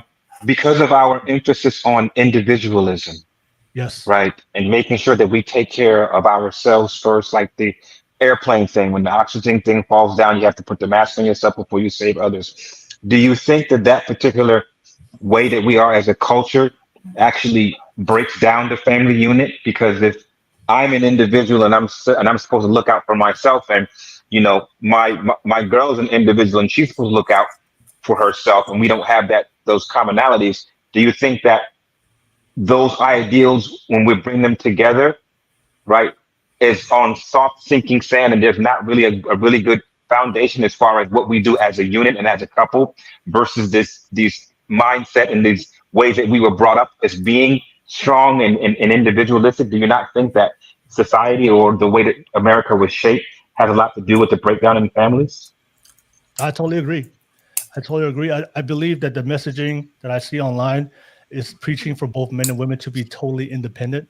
But I think the message shouldn't be, and I don't have a problem with independent, but for me, it's just for me, independent just means responsible. Just be a responsible adult with your life. But I think the messaging just totally be independent. But I think the message that we should see is interdependence. That it's okay to depend on one another. It's okay to depend on somebody, especially when it comes to building a relationship. And I think that's why a lot of people, based on what I see, they're failing in relationships because it's a teamwork, it's team effort. You can't go into a single player mindset when something that involves two people, especially when it comes to families. And I think what we see and what we consume online is do you, do me. But then when you go into a relationship, it's not about you anymore. It's about we. It's about the children. It's about the family. It's no longer about your individual needs. It's the needs of the relationship and the family. And I think that's where I see a lot of people struggling to adapt. And I think one of the root causes just this very hedonistic individualism mindset. I agree with you. Just do whatever you want to do, but there's no consequences to your decisions, especially how it affects other people. That's no your decisions in life, regardless of how individual you are, it's always going to affect somebody. So you can't think that you're going to live your life in a certain way, but then there's no consequences to it later on, especially when you're talking about families and the people you're responsible for. I feel like in this generation in America, like I feel like there's a lot, like you say, like individually. So it's really hard to consider other people before you consider yourself. Yeah. You know what I'm saying? Yeah. So like in America, like I feel like a lot of, like you say, me, us. I mean, no, me, you, I. And in other culture, there's Spanish culture, Asian culture, Black culture, a lot of other culture, there's only we, us. Like, so that's came back to where I say like earlier, like when people see, we human being, we human nature is we follow by example. You don't know that, but we are doing it. Whatever you see, oh, it's cool, it's nice. You take it in, you use it for yourself. And then, oh, that's great. That's so smart. That's good moral. Okay. Or like, oh, I like that. And it's kind of bad. Like it's all building yourself. So it's very common that I see that people need to see in real life what is, like a really good, strong family like we here talking about, because we don't see that a lot in America. I'm also a CNA. I work with a lot of people who are living by themselves as super rich, but all by themselves all the time and talking how they miss their family and stuff. Yeah. But is that a strong family structure? Like, no, they make so much money. They have this whole family going on, like, 5 cousins and 6 kids, all that. It's really strong family. Everybody have really good moral. Everybody have really, really good job. But they're a little bit too independent and they separate themselves from the family from a young age, so they don't feel that love. And then in the future, they needed that back. And thank you so much, Kyla. But let me just play this clip real quick. This is something I wanted to. This is a clip I saw online, and I want to react to it. I want to ask you guys what you think, because this is something that's I do see online that's related to the topic. We're talking about fatherhood and motherhood. This is the question I want to ask. Before I play the clip, I want to ask the panel. I want to hear what your response is. We do live in a generation where people are encouraged to pursue the degrees and the diplomas and the accomplishments. Do you believe that accomplishing your goals and your degrees and that more important than a family? Yes, no? I don't think it's more important than a family. Okay. I think that's an individual. I think it's depend on the individual. Mm-hmm. I think it can contribute. I think they both can contribute to each other, to be honest. Well, if you don't have a good foundation, you can't. And I'm going to speak from the viewpoint of me speaking to myself and to other young men. You don't have a good foundation, you're not going to be able to lead a good family or even have a good family. Yep. Right? Okay. So the two, I think Damien said it earlier, two things can be true at the same time. And you do need an aspect, whether it's a skill, a trade, some type of certification, you're going to need a good foundation if you desire to have a good family. Mm-hmm. It is what it is. Okay. All right. So let me just play this clip real quick. And it's also a reaction to, I remember on Harrison's speech, he was talking about, I don't know if you guys heard it, but he said that many women in America has been sold a diabolical lie. I think he was more referring to more the radical feminism, telling women, to do certain things, but not having a conversation about the consequences later. But let me just play this clip real quick. I saw this clip. I don't know if you guys know Sadia Khan. She's a big social media influence online. I think she's a psychologist. She does talk about relationships dynamics between men and women. But she was talking about the women being empowered today to the point where accolades is more important than building a family. But let me just play her clip real quick. Essentially, and all of those things, and I kind of pursued my career for a really long time. I pursued my academics for a really long time. I really appreciate all of that, but I think as you get older, you realize how unfulfilling all of those things are. And when you're sold that dream for a really long time, you're so convinced that that can't wait, and you're so convinced that marriage, kids, and becoming all of those things that are more traditional can wait, when really biologically it's the other way around. So for me, I would say it's been a mistake. Okay. So that was just a clip. She was talking about herself. I think she's a very accomplished woman. I think she's a professor and also a psychologist as well. But she was just talking about how in America, I think women have been sold this, in her perspective, a lie that, you don't need a man, you don't need to start a family, go out there and achieve your accolades and goals, and you will find fulfillment and happiness. And not only by observation, but if you do look at the studies and the data out there, there's a majority of women. And I do agree, there's some women out there, just for people saying there's exceptions. I do agree there are some exceptions of women who don't want that, and they're free to choose that for their life. We do live in a free country, but there are a majority of women who do want a family and who do find more fulfillment when it comes to building a strong family and having children, more than accomplishing their goals or working long hours. We're just talking about the average woman working multiple jobs. For some women, working 2-3 jobs, especially depending on the city you live in. But there are women out there who've been sold this message from the very beginning. We see it earlier in high school, kindergarten, all the way to college, and they sacrifice relationships, having children, and they delay it later on to the 30s and the 40s to accomplish something. But then once they get to that point when they accomplish it, and it's a little bit harder to attract a partner and have children later in the 30s or 40s because of your biological clock. A lot of women are saying that they find they're not fulfilled and they're not happy, and they're trying to figure out, and they're trying to run around right now to figure out to find a good family, long dynamic relationship. So, but we live in society today that women are told that you don't need a man. If I had $1 every time I heard you don't need a man online, I'd probably be a billionaire right now. More richer than Elon Musk, but I hear that constantly when I open my Twitter. You don't need a man clip that's going somewhere on TikTok. But there is a whole generation of women being told you don't need a man. You don't need a family. You don't need children. And Kylie Jean talked about there's a biological no one has a conversation about that. It's natural for us to want those things. And I think we talked about before, this independent mentality, it should be interdependent. There's nothing wrong with depending on your woman. There's nothing wrong with depending on your man. We both bring value in the relationship, and we appreciate that value. That's how you build a strong relationship. But if you don't believe in that, then you don't appreciate that, that's going to be really hard, especially when it comes to building a family. But I want to pass it to you guys. Do you Your guys camera went out, Will. Huh? Your camera went out. It's a black screen. I'm gonna fix it, but I'm gonna pass it. Perfect. Okay. I think that was God saying, "Shut up," and pass it back to the panel. God works in mysterious ways. But let me pass it back to you guys. I'll start with the ladies. Ladies, what do you guys think? Do you think that achieving your accolades that is more important than achieving your degrees, accolades, accomplishments, starting a business, that is more important than building a successful family?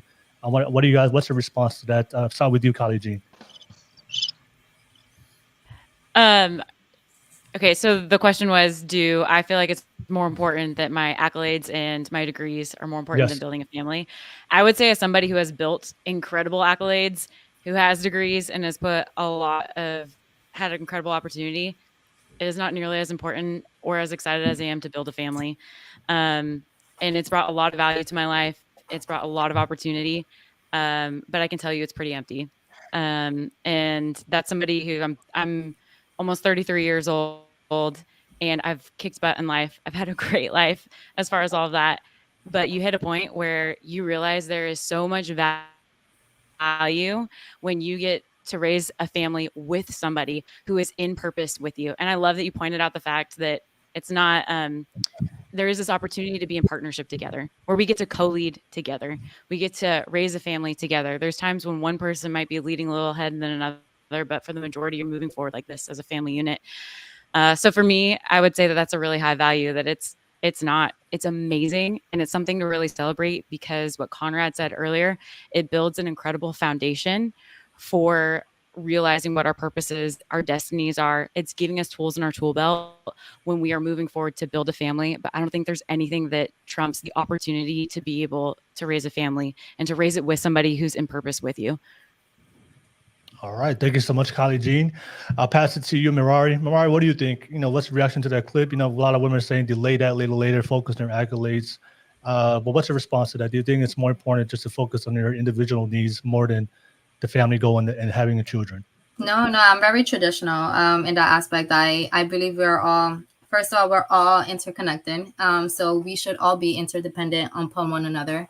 And I think, right now I enjoy my life through phases. Right now I'm a student, I'm an entrepreneur, and I'm building on that. If anything, I just met someone and I really like them. And the possibility and the ideas of, all these things and kids and all, it comes to mind, understand, but everything's in phases. So I think the greatest contribution I could do is, I've done my inner healing journey and, be able to attract someone who is quality in order to produce quality kids, because not everyone should be leaving legacies. If we really take a look at society, not everyone should be producing, you understand? So get to the point where I feel I am at my best, attract someone who's also at their best. And then you have the best of both of me and that other person into one child. You understand, a healthier home, a more stable home to produce a healthier child, to go ahead and produce something, a healthier adult into society. And I don't believe that there's anything greater than raising, a healthy child to grow into a healthy adult. So while everything is fun and games and all these certificates and all these degrees, it's fun, while you're in it, but that's not the ultimate goal. The ultimate goal is to go ahead and build something that's long lasting and a very stable legacy. And it's all these things are just 3D, titles that don't really matter. And I believe that the family and the connection to family really does surpass every other thing that we can actually accumulate in this life. So, all right, thank you so much, Mirari. I'll pass it to you, Aphrodite. Aphrodite, what do you think? What do you think? Well, I had my son before my career, so I will just say nothing to me is more important than my son. He is a direct extension of me. He is the greatest art I've ever created. Nothing is more important to me than that. when I'm long gone, he is what I leave the world with, So I'm focused on making sure that he's what I leave, the prime example of what I want to leave, art in human form, I definitely feel like, depending on the person, it's gonna differ, obviously, but for me, nothing is more important than my son. It's nothing it's ever gonna be. But I can kind of, when I was listening to the speech, something that I did notice, there tends to be this cycle I've noticed where it's like one generation is like, oh, make sure it's about the family dynamic. So the women tend to push the daughters into having children. And then they do that, which is great. But then I noticed that they have nothing to fall back on. And then maybe something happens and it's not always the best. And so then if they have daughters, it's get a career. You know what I mean? The family dynamic, it's not, don't do that. So then it ends up being this weird sort of cycle where it's like career, family. There's no balance. So I think it's, while nothing ends up being more important than having a strong family dynamic and making sure that what you leave behind is good and healthy and just balanced, between all of that there's another good balance there between you having your own good solid identity and knowing who you are and having your own foundation between that too, so that you're not sort of lost on one thing, sort of one spectrum or like one track mind, if that makes sense. Okay. All right. Thank you so much, Aphrodite. All right. I'll pass it to you, Lisa, and then I'll come to Kyla. Lisa, what do you what's your response to that? Well, first, Aphrodite, I completely agree with you about that. I just anyway. As far as having it be just more important for the family, the best example that I can bring, and I don't want to bring everybody down, but was when my mom passed away. Because when my mom passed away 2 years ago, it didn't matter what her career was. It didn't matter what, whether she was rich or whether she was successful or whatever. What mattered was that her children were all around her and there when she took her last breath. To me, that's no, I don't want to die alone. I couldn't imagine. I would have never wanted my mom to take her last breath and have being surrounded by strangers. To me, family is the absolute most important thing there is. My ex-husband died alone, and I couldn't imagine being in that position. To me, it is the most important thing. All right. Thank you so much for sharing that. I'll pass it to you, Kyla, then I'll come to the fellas. Kyla, go ahead. Yes, I feel like I'm all alone for half of my life, but I really think that family are very important to one to another individually, because it's really at the end of the road, it's all you have. It's the family. Like like Lisa said, like it doesn't matter how whatever you have for the journey. And yes, enjoy the journey. Don't skip anything, because the journey will build at the end.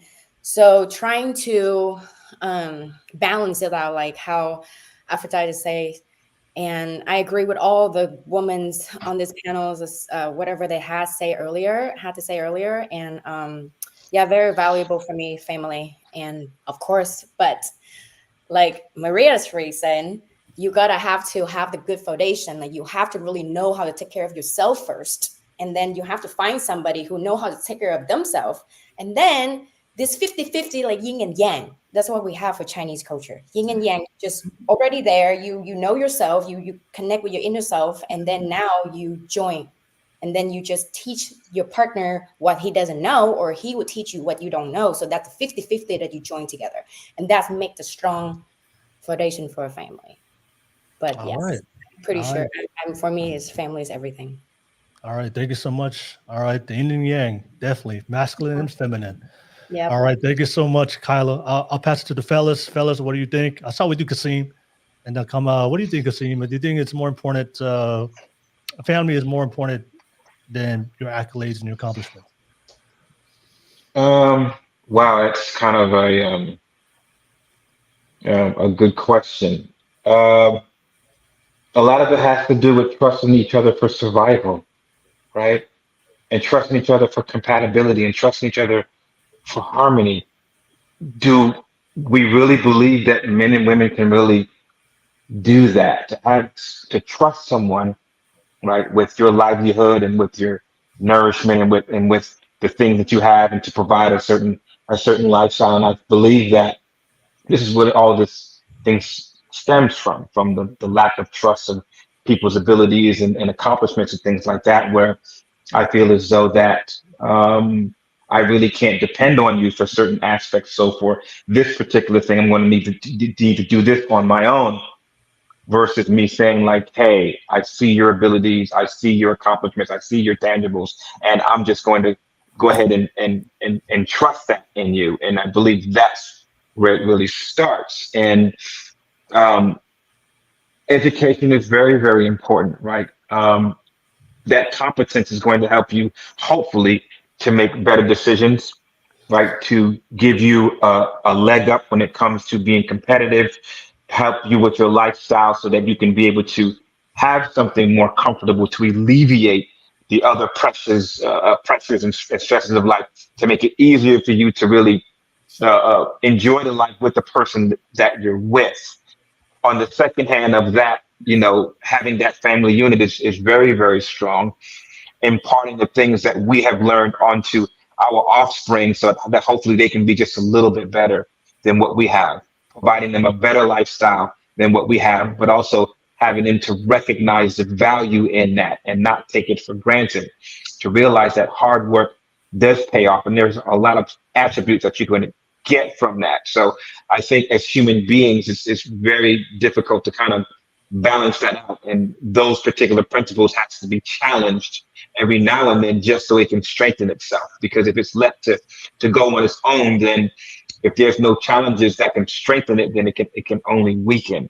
So both of those things are very, very important. But the key is just to finding that someone that believes in those attributes, right? That you can lean more towards and this person's abilities for my survival, basically. All right, so thank you so much, Kasim. I'll pass it to you, Damien. What's your response, Damien, real quick? Are you on mute, Damien? You're muted. Yeah, probably for the best. No, no. I feel like the most important thing I ever did was meet the woman that I met, that I made, that's my wife, and that working together to raise the kids that we're raising. I feel like what I do from now on is just going to be an extension of the family that I built. It's taught me a lot as far as like discipline and resilience and perseverance, and so yeah, I think those things are way more important than anything that comes after that.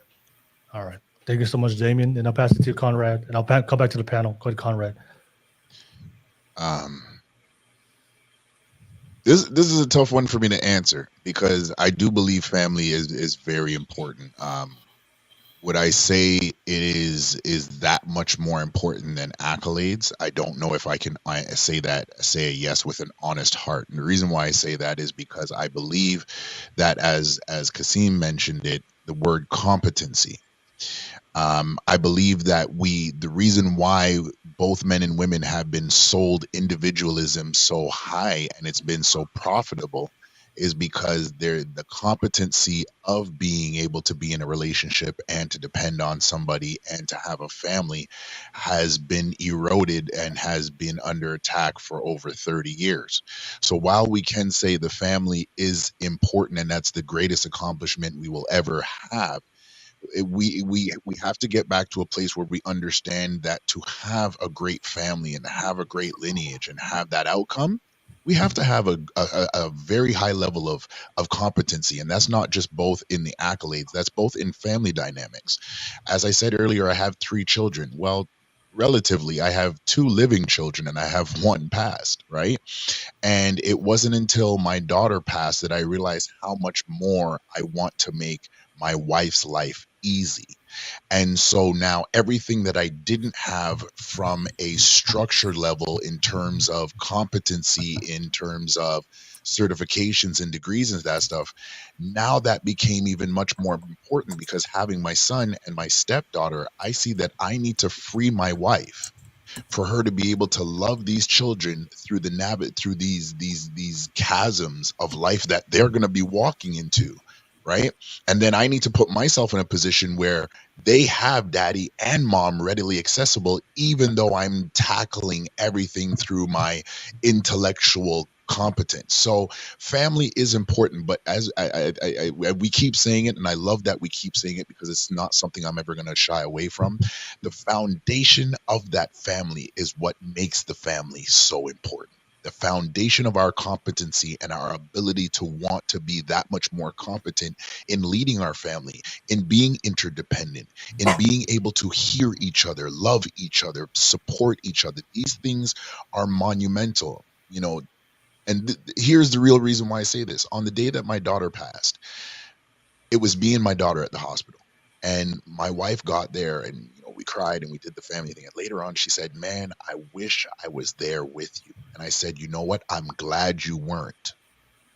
I'm not glad I had to endure that piece of pain by myself, right?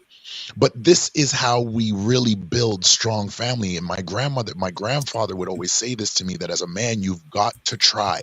There is no, you can cry, but you've got to try. You can be tired, but you've got to try. And this is the message that he left me with. And so when I look at family, I can't make my family important if my foundation was never important. If that makes sense. Does that resonate?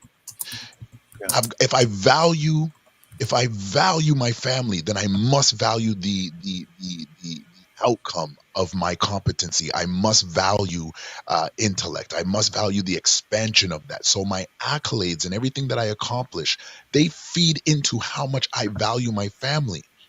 And I don't, and whether we can have one without the other, maybe that's another argument. But I do value family above accomplishments. But I will say, it's not, they're not far apart, because without accomplishments, I can't show my family how much I value them, because the levels I want to do that, I do need accomplishments to give us the freedom that Will said. It frees our hands and our minds to be able to really show our wives and our husbands and our children that we love them, and that we value them, and we care so much for them, that we are thinking 30 years in advance for their education and their marriage and their retirement. And here's something that you can build great grandchildren and grandchildren and nieces and nephews, and how far ever it goes.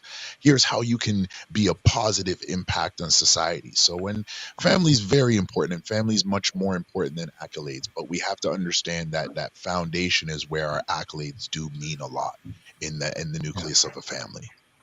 Yeah. Conrad, question for you, fam.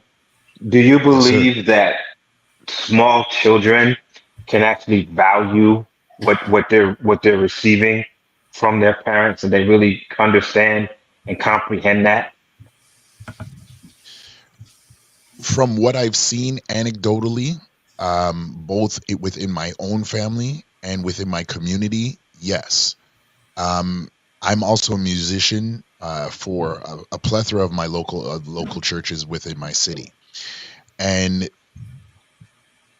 while I might not be a father figure to them, but I guess that fatherness I bring, or I show to them, they even as young as youngest of ages that I've encountered, they very much gleam and appreciate that.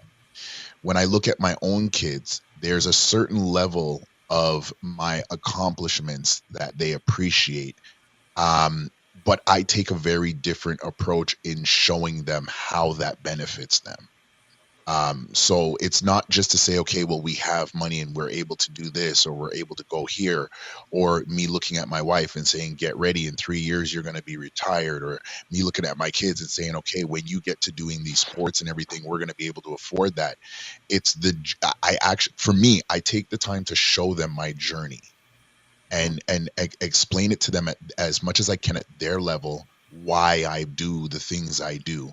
And so I can see that my children appreciate that. When I'm in the community, how they get that appreciation from me is because they see that I, as a man, I don't require anything from them, but I'm showing up to invest in the best and the worst parts of them to bring about the best parts of them. And so it may be simply as, okay, I understand that some of you guys haven't eaten today. I don't need to know your home situation. Come to the mentor group and don't bring money. I will get you home. I will pick you up, or we will get you some food, or you know what? I know you've got school coming up. So whether it's, yes, there's going to be these physical outcomes, or these tangible things, I should say, that will show that there's a means of caring and there's a means of accomplishment or a means of foundation. But how we get there, I've been able to find different ways in relaying that to make it understandable to them, so that they know when I'm, whether it's being here having this conversation, even though this is more recreational. But if I decide to say, okay, yeah, daddy can't play right now because daddy's doing 3 or 4 different certifications and I'm not going to finish until 3 a.m. You're going to be in your bed. I'm going to hug you and kiss you and love you. And I'll be there to when you wake up in the morning. My kids, they understand that. I can't say everybody's will. But I've found a way to relay that to them and be transparent with them, so I can see that they appreciate that. And how they show me that appreciation is by asking me. My son, he always, Daddy, do you have to do this? Daddy, do you have to do that? And I'm like, oh, okay, you're thinking. Today's not one of my study nights, but you're thinking about what daddy's doing. And that's how I see their appreciation of the work that me and my wife are putting in. See, I see it though that you're not but you're not sacrificing your family for accolades. See the difference? You're balancing the two. Like my father worked extremely hard. He would leave at 4 o'clock in the morning to go to work. He didn't come home till 9 o'clock at night. But I would sneak in my parents' bed, when I knew he was getting up from work, so I could watch him shave and watch him, and he would make silly faces in the mirror. He's being my dad.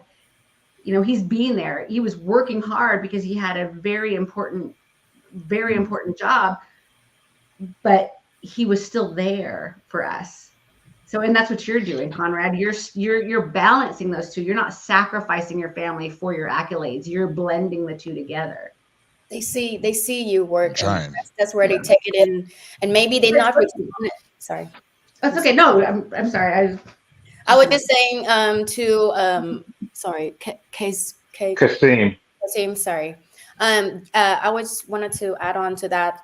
I'm pretty sure, I'm just saying it because like I say, I lived by myself for half of my life, and without the discipline or the thing that my parent put in my head when I was younger, I don't think I can survive until today all by myself in this country with just my own thoughts. Because I feel like when you're a kid between the age of, this is facts, between the age of 2 to 6,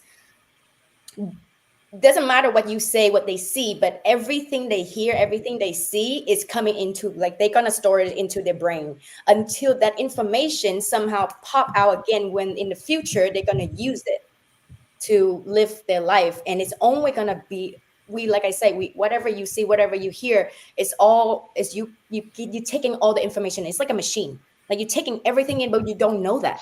And that's why dreams are there. That's why you see things. That's why you having like deja vu and all that stuff. But it's really good to put good information and good advice into the kids. Doesn't matter if they respond to it or not at that moment. Because like I say, like maybe they don't know how to respond to it at the same time when you explain to it. But then later, 10 years later, somehow that thing pop up, and then like that information that's, oh, we're connected, and I'm like, oh yes, my dad did told me about that. It makes so much sense. So like I feel like that because I experienced that whole experience, and then I have other friends that experience the same exact thing.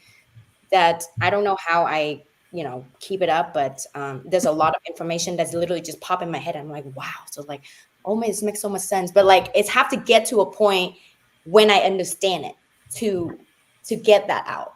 Okay. I don't know if you know what I'm saying. Like, it's just kind of like a little bit Yeah. confusing. Thank you so much, Kyla.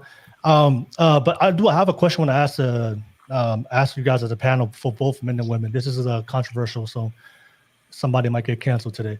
But I have to ask it. But real quick, I want to ask you guys real quick for both of the men and women. If you guys just throw it out the answers.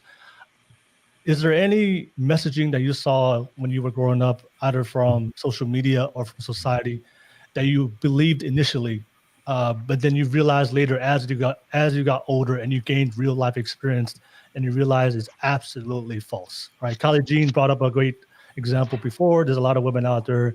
They've been told the narrative, you know what, go out there and pursue your degrees and accolades and accomplishments. And they find out and they believe that's going to give them fulfillment and happiness, but they find out later when they hit 30s and 40s, and then when it's hard to find a partner, a long-term partner later on, and they can't have children. A lot of women find themselves unhappy and unfulfilled. So that's one example that you brought up. But I just want to pass it back to the panel. Anybody can respond, both the men and women. I do have some things I want to address with you guys just to conclude the podcast. The things that I see online that most people are talking about as far as their messaging, that is having an impact and influence, not only for the population, but especially the younger generation, the kids coming up. But I just want to pass it back to you guys. Is there anything that you guys saw that you initially believed was something you saw on social media, something you believed because that's what that was normalized today, that's what everybody else was doing, but then you realize later on in your life, you know what, this is actually false. This is actually bringing destruction to my life, like Conrad said. Just throw it out there. I don't know. To me, with the whole promiscuity thing, promiscuity was the road to respect and adoration from male counterparts. That was the thing that was really pushed when I was growing on. I had a brother who really, really pushed that, and I thought, hey, that's the way you do it as a man. You go and you hook up with a bunch of women as possible, as many women as possible, and then you'll be fulfilled in that. But then that turned out to be like not true. Yeah, thank you for bringing that up, Damien, because that's one of the things I wrote down. I want to ask you guys as a panel for both the ladies and the fellas, because I've heard this, I've seen this message online, and I've also had in studio podcasts with women on my panel, and they told me this. But there's this message that they're telling the women, before you settle down, before you get a husband, go out there and explore yourself sexually. And go out there and explore yourself sexually, go out there and have as much sex as you can before you settle down, because you don't want to miss out. You don't want to miss out on all the fun, all the men out there. This is the message for both the men and the women. Do you guys agree with that? Do you think is there truth to that, or is that the absolute lie, and that's going to be a detriment to your future, especially when it comes to attracting a good partner and having a good family? I feel like it can be truth if that woman is highly sexual, like sex driving. It's different. It's different for everybody, because I have friends who love having sex and like European, and I don't know, like randomly asking like, oh, how many people you have slept with? It's like over 100 people. But also just to woman that only slept with one, and then happily married later too. They both happily married, two different situations. But I feel like you have to go with the flow, see who you are, what you are, and what you like to do. I mean, sure, take the advice, but I think it's your value set. It's like I'm. Can I say I'm not all about exploration and discovering who you are and experiences and stuff like that? I'm all about. I'm with that, whatever. But I'm saying, but if you are blindly doing it and you're not gaining anything from it, and all it's doing is diminishing in you, then I think it's a screwed up way to go. Like it's hard, because it's like, it's hard. If I'm being 100% transparent, maybe the fact that I did what I did, I don't feel the need to. It's not even in me to think about sleeping with somebody other than my wife, because I've been there and done that. I'm like, now it's more about the value system that she does outside of that. Everything she is outside of that, that's more important to me, because I was like, okay, So I can't, honestly, I wouldn't be able to give an honest answer and say, did it benefit me? Maybe, because, I've demystified it to where I don't feel like it's something that I have to get. And oh my God, anytime it's in front of me, I have to grab it, kind of situation. So I don't know. because you've been getting it, fam. You basically hit the nail right on the head because you've done it. You've had those experiences. You learned from those experiences, and your wife happened to benefit from that. I think I'm not going to go through all the stats and things like that, but we are well aware that there are a lot of men that don't have as many of these 33% sexual encounters. Yeah, that don't do that. So for them, it's pretty much of a new thing, but it's happening later on where they don't have the maturity or the discernment to realize like, hey, like this is not really good for a healthy long-term relationship, right? That me doing these things because I don't look at this woman with any value. It's all about myself, gratification. And then when it comes to that, then I can't see this person as a being, and I can't get the emotional connection that's going to be needed for us to sustain and what sex does in a healthy relationship. So yeah, that's it, man. You just have more at bats. That's all. I think I've had so many conversations with, and it was kind of brought up earlier about self-control and our own values and boundaries. And I've had so many conversations with men and women who have a lot of pain and a lot of life hurts that have come from making that decision, because we live in a society that preaches to have short-term satisfaction. And we've completely negated what does it look like when we build a long-term vision for our life. And when we have a long-term vision for our life, it doesn't matter what category that we're talking about, it's going to have areas where we have to choose a no to a higher yes. And it comes to that when we are talking about sexual pleasures. And I would say the people that I've talked to who have saved themselves in those decisions, who have made that decision that they want to keep that sacred, that it has brought much more trust in their relationships. It's built that bridge in their relationships. It's brought a better streamline of communications. And there's areas where they've been able to receive so much healing because that's the decision that they've made. And I think it doesn't matter if somebody's chosen that lifestyle, there's still healing available for that, because I firmly believe that.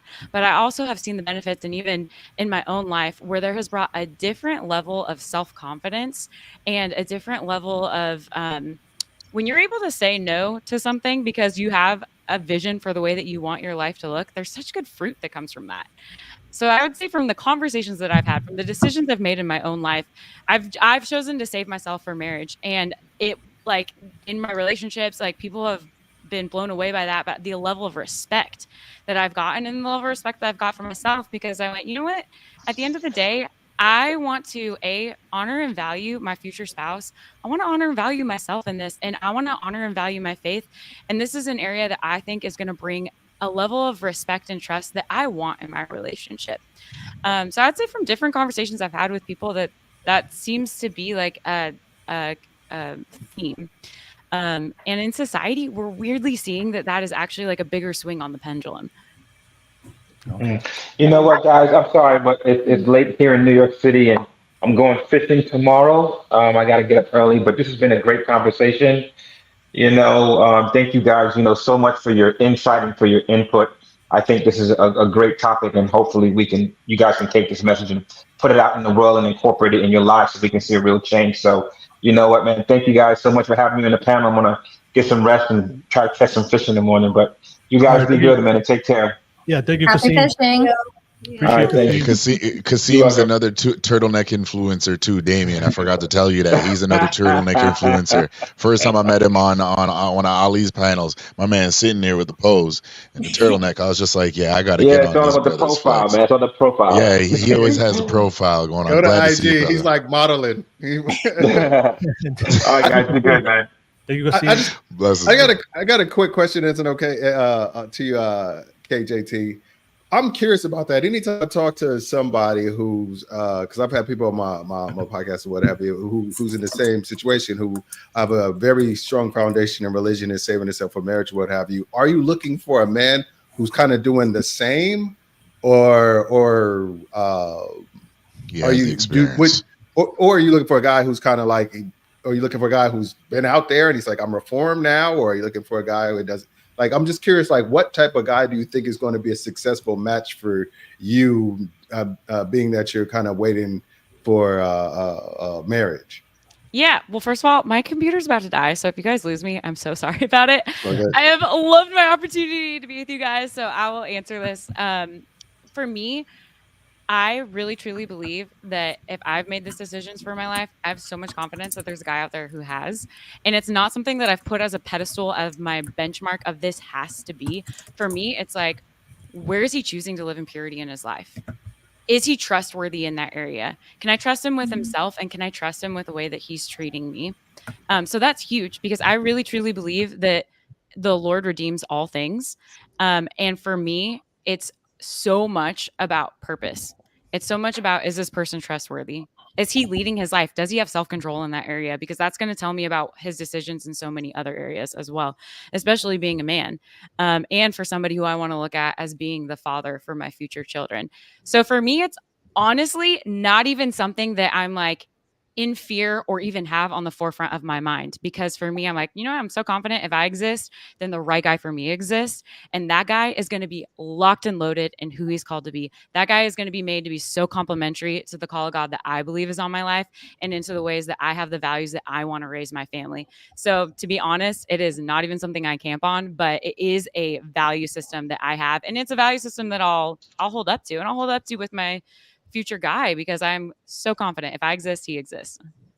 Yeah, I believe in that too for you, because like you're gonna attract who you are, what you are. So he's gonna, yeah. Thanks, girl. Appreciate it. I'm on the same page. I love it. Thank you. Lisa, did you want to say something, Lisa? Too. I've never been asked that, so I appreciate it. Oh, so I was just curious, because you guys were talking about, you know, promiscuity and whatever, and I was just curious. Do you think that society as a whole has become porn sick? And it's kind of just my thought process is that people now, they are so obsessed with pornography, and that a lot of people have like expectations of sex that like now is what's considered normal, which is not necessarily normal. And so it puts a lot of expectations, a lot of pressure on people to perform in a certain way. I don't know. I think people it's success with instant gratification in any form, whether it be sex, whether it be food, whether it be anything, social media. It's like, so we're there. So that's just one way that society is kind of like all about instant gratification and like, and the visualization of just extremes, you know? So I don't know. And like, you know, do you watch porn and you think you're going to do some crazy wild stuff? Most people don't do that shit. But they don't sit there and be like, you know, or expect their partner to do that stuff. Right. But there's a lot, I think you see a lot more of the violence and sex, yes, and the things like that. Where now all of a sudden now you're just you're with a normal guy, and then suddenly he's like slapping you around or wanting to choke, you know, and do things. You're like, what? Whoa, hey, no, just but because that's probably because the girl who he was with before was with the slapping around and choking. Right. That's my question. Yeah. Or is the pressure that guys watch porn, these different crazy porns, and then think that's the way. I don't think a guy sees a woman slapping a girl and says, I'm going to slap the next girl I'm with. I think what happens is dudes are scared to hit women in situations. I think guys, they take the lead from the woman that they're with. It's usually the woman said, choke me, slap me. And they're like, oh, we in it. Oh, that's what's up. And then they want to see if that can come into, if they can bring that into the next. And guys really don't like hitting women. I don't know why people think they don't. During sex, they don't like choking. What's called it, because it's dangerous. It's scary. Right. It's overrated. All that stuff. Guys really don't like that stuff. I think what it is like they're just taking their cue from the women, because no guy wants to ruin the mode. Because our ultimate goal is to complete the act. So nobody wants to ruin the vibe by choking you. You're like, what are you doing? Get the hell out of my house. Can I chime in on this one, which isn't I just have to say, though, I just realized my two older children are going to be so humiliated that I even brought this subject up. It's a question. Get grown. KJ. I'm the one. No, I think it's a super relevant question, because I think pornography has been the greatest assault on our society. It is being introduced into the classrooms literally in kindergarten. So children are being robbed of their innocence. They're being shown something that makes a psychological dent within their minds, and it literally has such an effect on the way that their brains are developed that it's impossible for it to not create unrealistic expectations. And pornography leads into such a different level of comfortability that it becomes very scary when we go into society for both men and women. And it's a literal addiction problem that feeds statistically into an industry that leads so much more into human trafficking. So honestly, when it comes to the conversation of pornography, which is an area I believe is the area of greatest deliverance, and it's been a strategic assault. Like, I'm talking, there has been a multi-billion-dollar industry that has preyed on the innocence of young boys, young girls, men and women. That is a worldwide epidemic, and we actually have it stronger here in the United States than most any other country. So this is a topic that needs to be talked about. I don't know, Will, maybe this is like a really good one for one of your next lives, because I know we're running out of time. I don't believe, hold on. I don't believe at all what you just said. You lost me with been promoted to kindergartners. Is that, I think that's horseshit. It's literally happening. You don't see that, Damien? You don't see that? No. Sexual ideologies to children? No. Yeah, bro. There's a difference between what? Okay. Give me an example of, and it's as graphic or as vague as you want, of an example of something that's pornographic that they're showing in kindergarten. Oh, I can show you. They're literally showing picture books of little boys teaching other little boys how to have blowjobs. Yeah, the teachers are literally reading this in the classroom. You can go into your school library. I don't encourage it. I don't believe encourage you to come back on and read it. I believe that's. Look up John Armakuchu. He's one of the most prominent African American leaders within his community, and he has shown up to so many school boards across the country. It doesn't matter what he says. I'm just saying. No, he's literally reading the books that are happening in those counties in that school. So it doesn't matter if you don't believe it. It's a reality. No. Hold on a second.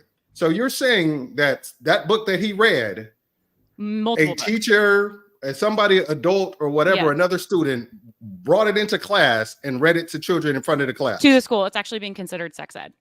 Yeah. Yes. They're teaching kindergartners how to pleasure themselves. They're teaching kindergartners how to give hand jobs and blowjobs. That's not pornography. So you're saying something different now. That is 100% pornography. That is pornography. That is 100% pornography. I just wanted to chime in and say all the years that I wasted in promiscuity, the days and night I have regretted that crap. Like Damien said. Now, and the funny thing is, remember what I was saying about messages and media? Damien, what was one of Missy Elliott's song in the 90s that literally made 1 Minute Man? No, 1 Minute Man. But hold on a second. Hold on. Hey, Conrad, real quick. I gotta get back to what Damien. I want to have these conversations. So please, Damien, you don't think that a visual book showing kids how to have oral sex, that's not pornography? I don't think that it's being promoted to kindergartners. I just don't. It I don't is. Because I can send you the link. Hold on a second. Because it would serve no purpose because their frontal lobe is not developed enough to even comprehend what they're seeing as opposed to that. So nobody's going to sit there and be like, hey, that's like promoting like saying, hey, here's how you build a combustion engine to their mind wouldn't comprehend it, so it would serve no purpose in order to do that. And I think educators are a little bit more in tune with the level of comprehension of the children before. I don't know. Let's have this discussion. Go ahead, Lisa. Please. So it's not about them understanding what they're doing. It's that the act. It's pedophilia. So when they're showing a child how to do that, they're showing them the act of it.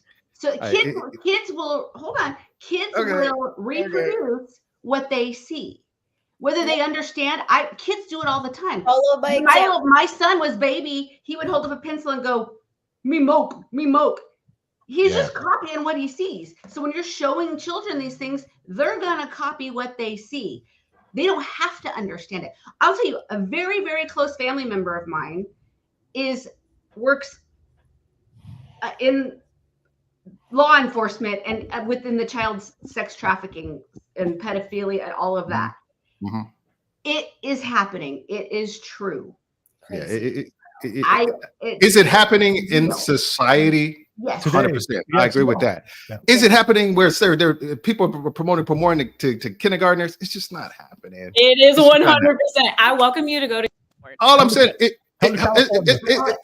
like if that was happening, it would be on That's the problem. It's not. That's the problem. It's not. That's why you have people who are getting. But why isn't it? I like this. I consume media from various different sources. I watch everything when it comes to news and media, what have you. Whether mainstream, I read Associated Press, Huffington Post, all that stuff. I've never seen that article. And exactly. The article where they're saying that they're putting litter boxes in schools. That shit didn't happen. It literally happened in Nashville School District, Davidson County. I've seen it with my own eyes. Oh my God. It's literally happening. You can be in denial, and that's just a fact. All I'm saying is you just show up and look for yourselves. It's that easy. Yeah, there's an invitation to show somebody up. Somebody knows like Teddy's cousin's uncle's nephew sister saw something one time. That's what it is. But I think you have people who literally show up. Like there's no video of somebody. If you don't think there was a litter box in a classroom, you don't think somebody with kids have camera phones. So you don't think there'd be a camera phone video of like, look at this litter box. You don't think there would be visual representation? It wouldn't be just Steve's cousins, aunties, nephews, sisters saw a litter box or heard about it. Was. So I live in Davidson County. It was send video to Will. If you got a video of a kid litter box and thing, send it to Will. Will send it to you. I'll hook up with. It doesn't exist. Damien, there's a lot of videos on Twitter. There's videos of teachers reading very explicit visual books. And you see the teacher and you see the children. Yes. And in some cases, the parents are there. But are you talking about like a PTA meeting? No, or in the class? In the classroom. Yeah. Okay. All right. Send me that. I'll send it to you. I'll send that because, like I said, I agree. If I see it with my own eyes, or then I will believe it. But I don't believe you're going to send me it because I don't believe it exists in the context that you're stating. Where they're in class. I agree with you, Damon, because it's just all about like, I agree with you too. In my head right now, I'm like, is it for real?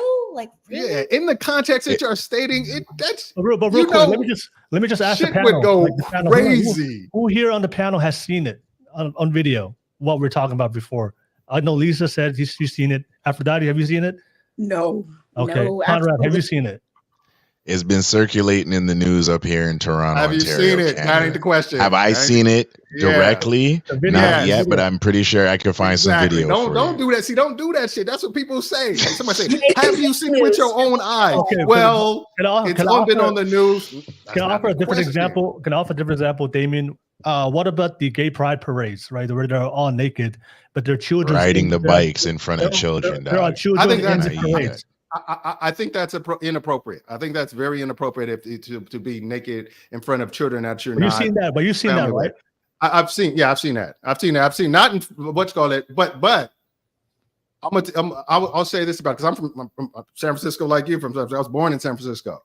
Yeah, is like, why are you as a parent bringing your child to a parade like that in the first place? Exactly. Yeah. So it's not like those kids didn't get on the bus, get their little backpacks and their little Lunchables and just go down to the gay parade.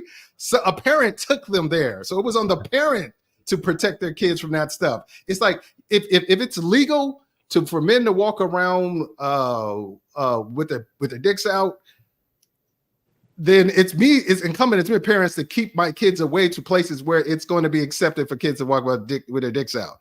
That's the difference. It's just like, I don't put it, if he's breaking the law, he should go to jail. If he's walking around with his penis out, he should go to jail. If that's in public decency, whatever. I'm not going to bring my kid to that to see that. I wouldn't even bring my kid to the beta breakers.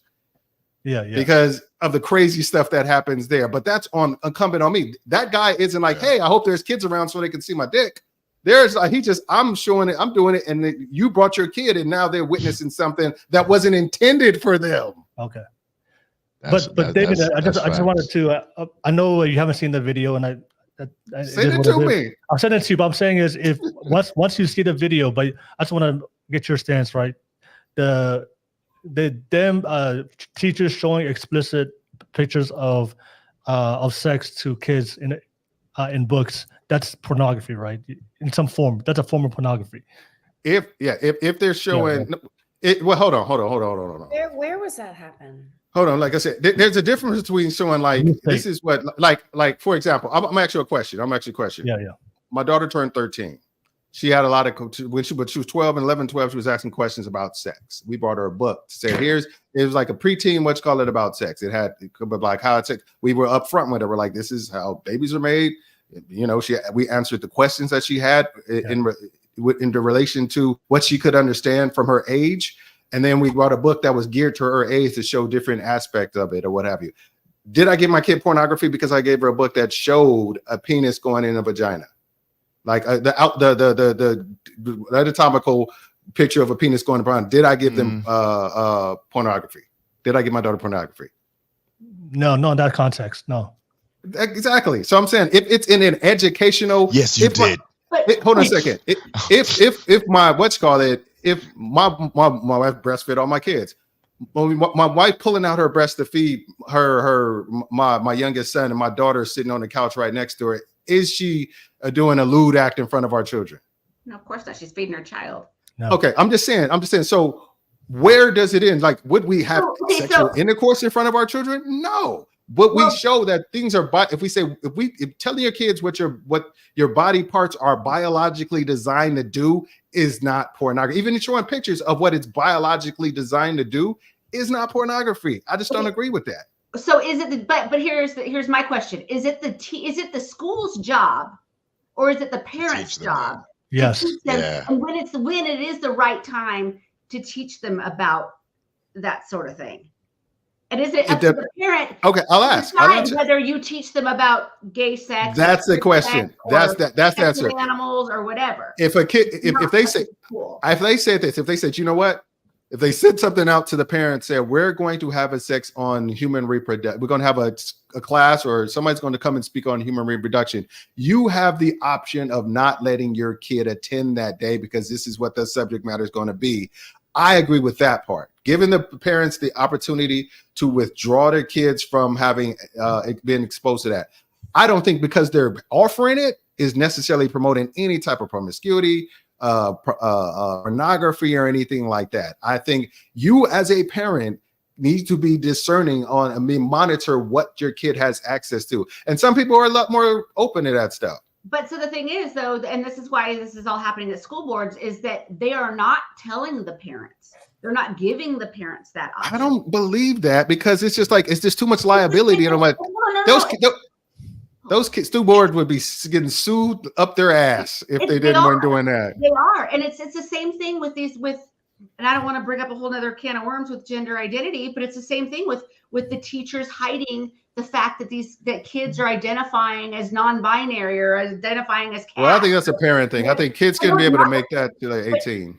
But right, that exactly. But that's the thing is the teachers are hiding it from the parents because they said, well, if I don't help the child's going to kill themselves because mom and dad don't support them being a cat or whatever it is. And that cat shit is bullshit. I'm gonna call bullshit on that. You know what I'm saying? But it's not up to the school. It's not up to the teachers. That's not their job. Their job is to teach you the ABCs and math and history. It's not their job to teach you what your sexuality is or even talk to you about sex. Well, like I said, then tell some. What about the parents that don't do that? Who don't do it. So where do the kids learn about it? The kids who have questions, but their parents aren't ready, aren't comfortable or aren't able, or they don't have access to parents or what you call it. Where would it go? If your 13-year-old is having erections every night, having wet dreams every night or what have you, mom and dad won't talk about it. And they're feeling what I'm saying. Exactly. I learned how, I learned how babies are made when I was 9 years old from Dontel Plummer. He told me how babies, and I didn't even believe him because it sounds so crazy to me. My mom couldn't say the word pregnant out loud. Yeah. I wanted to ask. Yeah. I just want to ask you a question, Damien. Why do you think we we prefer to give that responsibility to the parents, not to a stranger? Well, like I said, because number one, I think parents are more keenly understanding of their level they know what the level of comprehension of their kid, and they can monitor if there's any type of like adverse like things that might come from giving too much information. They can curate the amount of information that they give. But I'm just saying, there's kids who don't have that. There's kids who have come from really religious parents. My mom is super religious. Like, so she would, if I like your mom, Lisa, I could never say anything. Let me say penis to my mom. Right. Slap my face, that's the kind of situation it was. It was just like, but at some point I had questions and I needed answers, and I wanted the right information. I didn't want Dontel Plummer to tell me, I wanted somebody who could kind of put it in context as to how in the mind that I could understand it. I get what you're saying, but it also opens the door for predatory behavior by teachers. And the thing hold on. Go ahead. I'm sorry. And I can tell you from personal experience, because I had a teacher in I think it was 8th grade. I think I was in 8th grade, who my mom worked at the school even. So she put a squash on it real quick. But my parents were going through a divorce, and he pulled me aside. He took me back in this little back room of his little science office, and put his arm around me and said, I know your parents are going through some stuff, and they don't love you like they should, and they but I'm here for you if you need anything, because I know your parents are they can't love you the way I can, stuff like that. It was grooming you. Yeah, exactly. And that's the thing. And so, but luckily I knew my parents loved me, their divorce had nothing to do with me. And I went straight to my mom, and she went straight to the principal's office, with it. But it, as much as you want to think teachers are vetted, I mean, you hear about teachers having, female teachers having sex with their students, male teachers having, raping. I mean, it goes on it's happening more and more often all the time. I think when you're having teachers and strangers discussing sexual behavior with your child, it just leaves them open to grooming. I think, and that's what the fear is. That's happening right now. I don't know. I feel like this.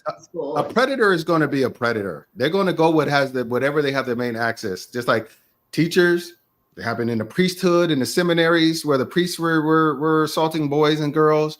It's like a predator is going to put themselves in a position to predicate to prey on the vulnerable and the weak. So I don't think it's, but so that's like saying I can't ever send my kids to the Boy Scouts because there's going to be perverts there. I can't have them be on a swim team with a male coach because that might happen or what have you. But at the same time, it's my job as a parent to say, it's not your job to teach my kid about sex. Yeah. It's my job. Absolutely. Of course, there's predators everywhere. It's my job to make sure that I do whatever is in my power. Like you said, it's going to happen. If somebody wants to do it, they're going to find a way. But it's important that I do whatever is in my power, which means going to the school board and saying, don't teach my kid about sex. That's me protecting my child. Right. That's your job. But exactly. And I think that's every parent's job. Some people do a better job of it than others, clearly, but it's not the job of the Cub Scout teacher or the Cub Scout leader. It's not the job, it's not their job to parent. Do your job. All I'm saying is it's just difficult to say, here, take my child for 8 hours and teach them the things they need to be productive member of society. I'm entrusting you to get for the next 12 years of their life or more, and not expect them to expect children after they build that trust to feel like I want to learn other things that are part of me growing up. If I can't get it from my parent, I don't have the kind of relationship that's close enough to my parent where I can say, why do I have erections every morning and I'm 12 years old? Why? What's called it?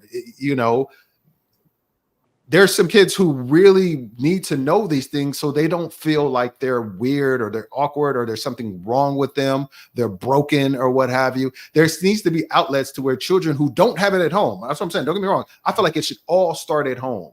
I'm a big proponent. Everything my daughter and my sons are going to know, they're going to start. They're going to go to, if there's a course out there at school, they're going to be like, yeah, my dad already taught me this shit. My mom already taught me that. I don't need to take that. I already know everything's going on. But there's a kid in that class who parents didn't teach him a damn thing. And he doesn't know, and he's feeling bad about himself because he's having erections every morning. And he has to hide his underwear because he had a wet dream or what have you. There's some things that kids feel ashamed, and you need to know that these are not things you need to feel ashamed about. Whether you have, whether you are having feelings for somebody of the same sex or what have you. There's things that you don't need to feel ashamed about. There's things that you need to understand are in most cases kind of normal. Yeah. I understand that. I don't think there's any perfect way to handle it. Yeah, what we're just saying is if you don't get that information from your parents, then let the kid figure it out on himself. But to protect them from predatory behavior, we don't want to give that responsibility, that job to a stranger. And the reason why we prefer the parents to have that conversation because, most parents are not going to have that predatory intent. Most parents are not going to have that. But a stranger, then you put on that risk because there's a lot of weirdos out there from both the men and women. So we prefer the parents to have it because most parents are not going to have that type of intent towards their own children, right? But for strangers, we can't control that. So I never had that conversation with my parents. But the thing is, I just figured that I figured that on my own through life. But my parents wasn't going to have my teacher have that conversation with me when I'm very vulnerable as a child. We're easily to be manipulated as young children. So that's why we don't want to put that authority or that duty to somebody else other than our parents. It's just hard. Talk to each other.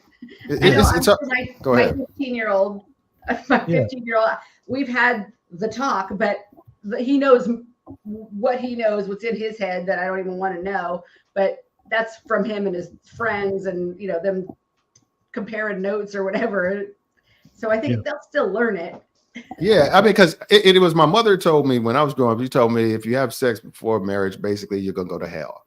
Then I had every friend at school telling me you need to have sex. It's amazing. So I had sex. Yeah. And so it's just one of those things. So the first time I had sex, I thought I was going to hell. I was like, I'm done. I've fucked up my life. I'm going to hell or whatever. I'm the worst person on the planet or whatever like that because it was beat into me that was going to happen. I didn't go to hell. I wasn't the worst person. I wasn't like that. So what's called it? Well, I'm an atheist, so I don't believe in hell anyway. Okay. So it doesn't matter.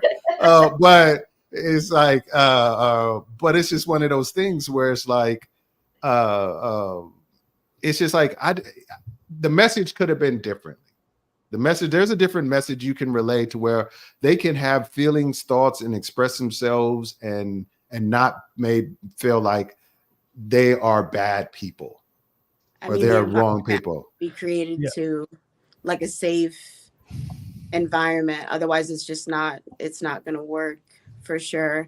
Like my dad raised me and my sisters a good majority of the time. Like it was split between the parents, but something that we noticed growing up was that, especially when it's the dad and then it's the girls, once that environment or like the trust in that sort of what should be a safe space to have those conversations is gone, it's very hard to get back. Like so hard. You almost want to literally go anywhere else.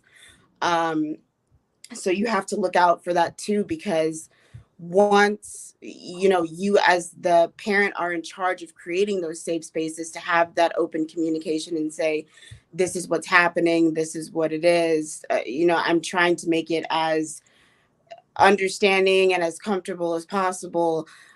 If you misstep, which we do, we're only human. There is the slightest possibility that they will just run in the opposite direction to literally anyone else. And that's what you don't want. So we have to watch that too. And my son is only 5, but I was one of those people, and it was like, man, my dad, you know what I mean? He's trying, but he's fucking it up. I gotta go somewhere else. And I ran in the wrong direction. And I was like, shit, I'm trying to go back. I'm trying to fix it and it's not working. I should have just stayed where I was and like listened to what he was saying. He was trying to be helpful, but I wasn't really receptive and he wasn't receptive. The environment wasn't conducive. The communication wasn't right. We weren't speaking the same language. It wasn't working. And I ran and he kind of froze. It can get sticky. So those moments can be very complex too. And we have to remember everyone in this situation, while there is a level of respect that's needed between parent and child, everyone here is human. So there has to be that common ground of trying to at least meet each other for safety, at the very least, mentally. Like, hey, I understand you might not want to hear it from me. Can we at least try to find some sort of common ground so you're not out here, you know what I mean, messing it up, acting fool, something for your safety, my peace of mind, something. Yeah, if everybody was having sex education at home, then no need for sex education at school. Right. Well, it's just like my youngest doesn't have a father, and so I lean on my oldest son to be there for my youngest. That's you gotta be careful with that, because depending on where his head is at. No, well, no, he's very well-rounded kid. So my brother told me some stuff. I was like, what? Later on, I was like, I can't believe he said that to me. They're 14 years apart, so I think it's okay. Gotcha. I just want to read some super chats real quick, and then we'll conclude. We're getting to that time, so thank you so much. I just want to say just one more thing before we conclude. I think the focus on having these sexual conversations, I think it's something I see now today. It wasn't something I saw previously back when I grew up, because we live in a very hypersexualized society today. That's why more than ever that we're trying to have these early conversations. But I remember growing up before the social media age. I'm a 90s baby. I didn't really, we all understood that people were having sex, but it wasn't something that was promoted. It wasn't something that we talked about. I didn't really think about engaging in sexual relations maybe to my senior year when I went to college. I remember when I grew up as a kid, we were just playing around, having fun, went to school. It's only today that I see. I mean, I saw these kids, from my family members. They're already having sex in middle school or even younger. That was something that was very rare when I grew up, because we were still kids. We were just still living our life, learning about stuff, learning about school. But today it's very hypersexualized. So that's more than ever why we have these conversations. And I think just because your parents doesn't want to have that conversation with you, I don't necessarily see that as a bad thing. I think that's more a reflection of the society. Because remember back in the day, we didn't really. When I was in middle school, I was just climbing trees. Right. All right, climbing trees and trying to figure out, play tag. Now kids in middle school, they're having sex. They got the internet. They can show. Yeah, exactly. It wasn't even a conversation. And then I'm not saying it didn't happen, but it wasn't common and it wasn't promoted heavily today because of the internet. So, but I just wanted to add that part. But I just want to pass it back to the panel. Also, just quick super chat real quick. Stan Joseph, thank you so much. The hookup culture is overexposure to choices. When you agree to have sex, talk about it with your partner. A lesson from Beverly Hills 90210. And a lot of time, Corn with Plotline explain sex. All right, thank you so much, Stan Joseph. And then also he said we forget that they had talk about sex because of rates of teen pregnancy and STDs. Schools also responsible to shape us for society and agenda. That's what I was saying. All right. It's like nobody's talking about it. Then everybody kid get pregnant. Then they're like, oh my God, why are all these kids pregnant? Because ain't nobody talking to them, tell them how not to get pregnant. Yeah. But then we have shows on MTV promoting teen pregnancy. That's a cool thing. I'm just saying. That's what I'm saying. And then that's when you need to have those conversations with your kids. Somebody needs to tell them these chicks is nuts. Yeah. Right. Yeah. And then all I'm saying is that the sexual conversation is a reflection of the society we live in. So if a society is more rooted on a strong family values, that conversation is rarely needed. But if we live in a very progressive, sexualized society, then we need to have that conversation. That's why we need it more than ever today.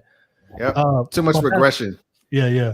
I'll pass it back to you guys. Final thoughts. Thank you so much. Appreciate it. And everybody out of all the other guests that were here earlier, Conrad, Tyler, Kylie, Kylie Jean, and then Mirari. Thank you so much if you're watching this right now. But final thoughts.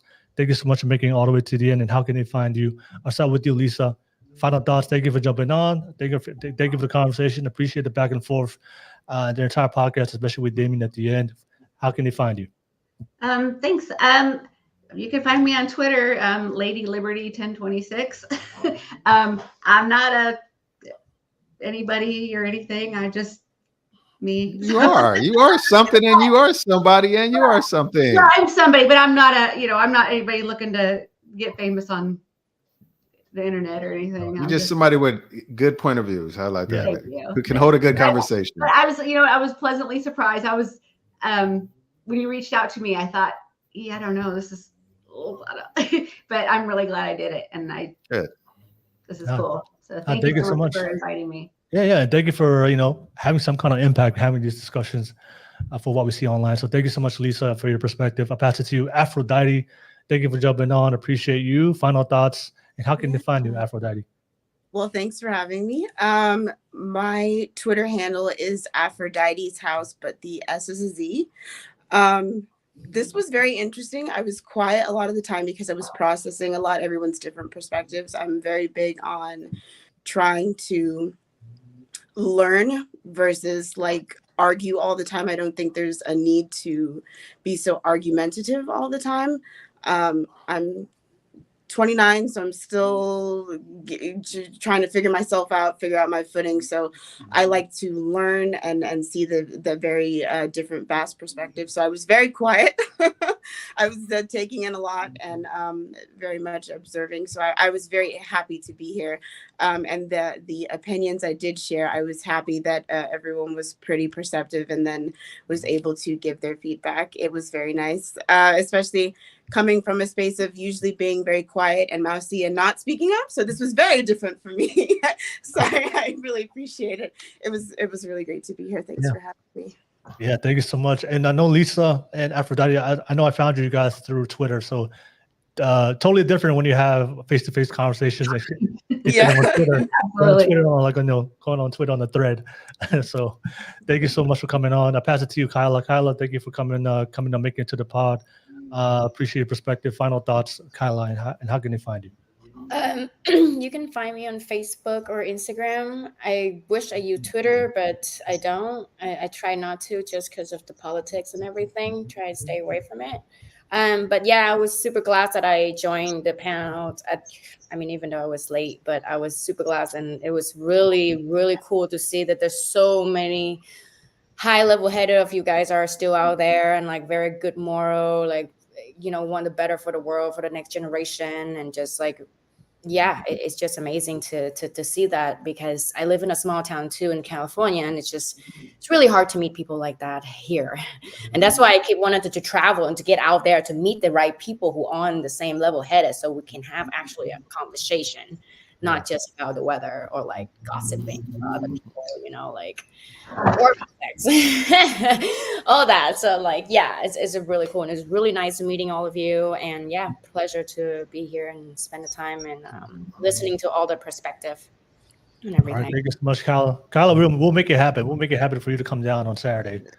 Yes, I would love to. We'll figure it out. All right, Kyla, you didn't give your IG. What was your IG if people want to follow you? It's Kyla.lam. It's or you can follow me on my business account too. I own a small private chef business around town. Shit. All right. Thank you so much, Kyla. And I see you watch the screen in the back. I see you just joined the live stream. We're about to conclude. So watch the screen. Next time, you just jump on next time and you'll be able to jump on. I'll pass it to you, Damon. Damon, as always good to have you on the pod. Final thoughts, and it was we kind of almost got to the politics discussion. Almost. Like I said, I've been having it a lot, so it's all good. I know you've been wanting to have a political discussion, so we almost got there at the end. Go ahead. This is a good show. I like you always had a great diverse panel. It's always a good time talking to everybody.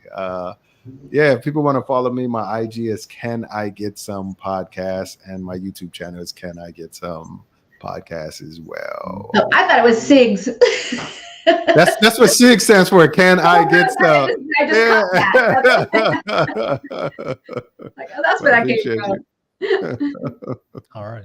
Thank you so much, Damon, as always. Ladies, thank you so much. And all the other guests that joined. Everybody on the live chat. And then, of course, thank you so much, everybody that's super chatted. But don't forget, we do this live every single Wednesday. So make sure you guys are like and subscribe to get notified when we do go live next time. New topic, new panel next week. But everybody have a great night. And I know my camera's out. So that's Peace out. Peace out, everybody. Yeah. Thank you so much. Have a good night, everybody. Bye.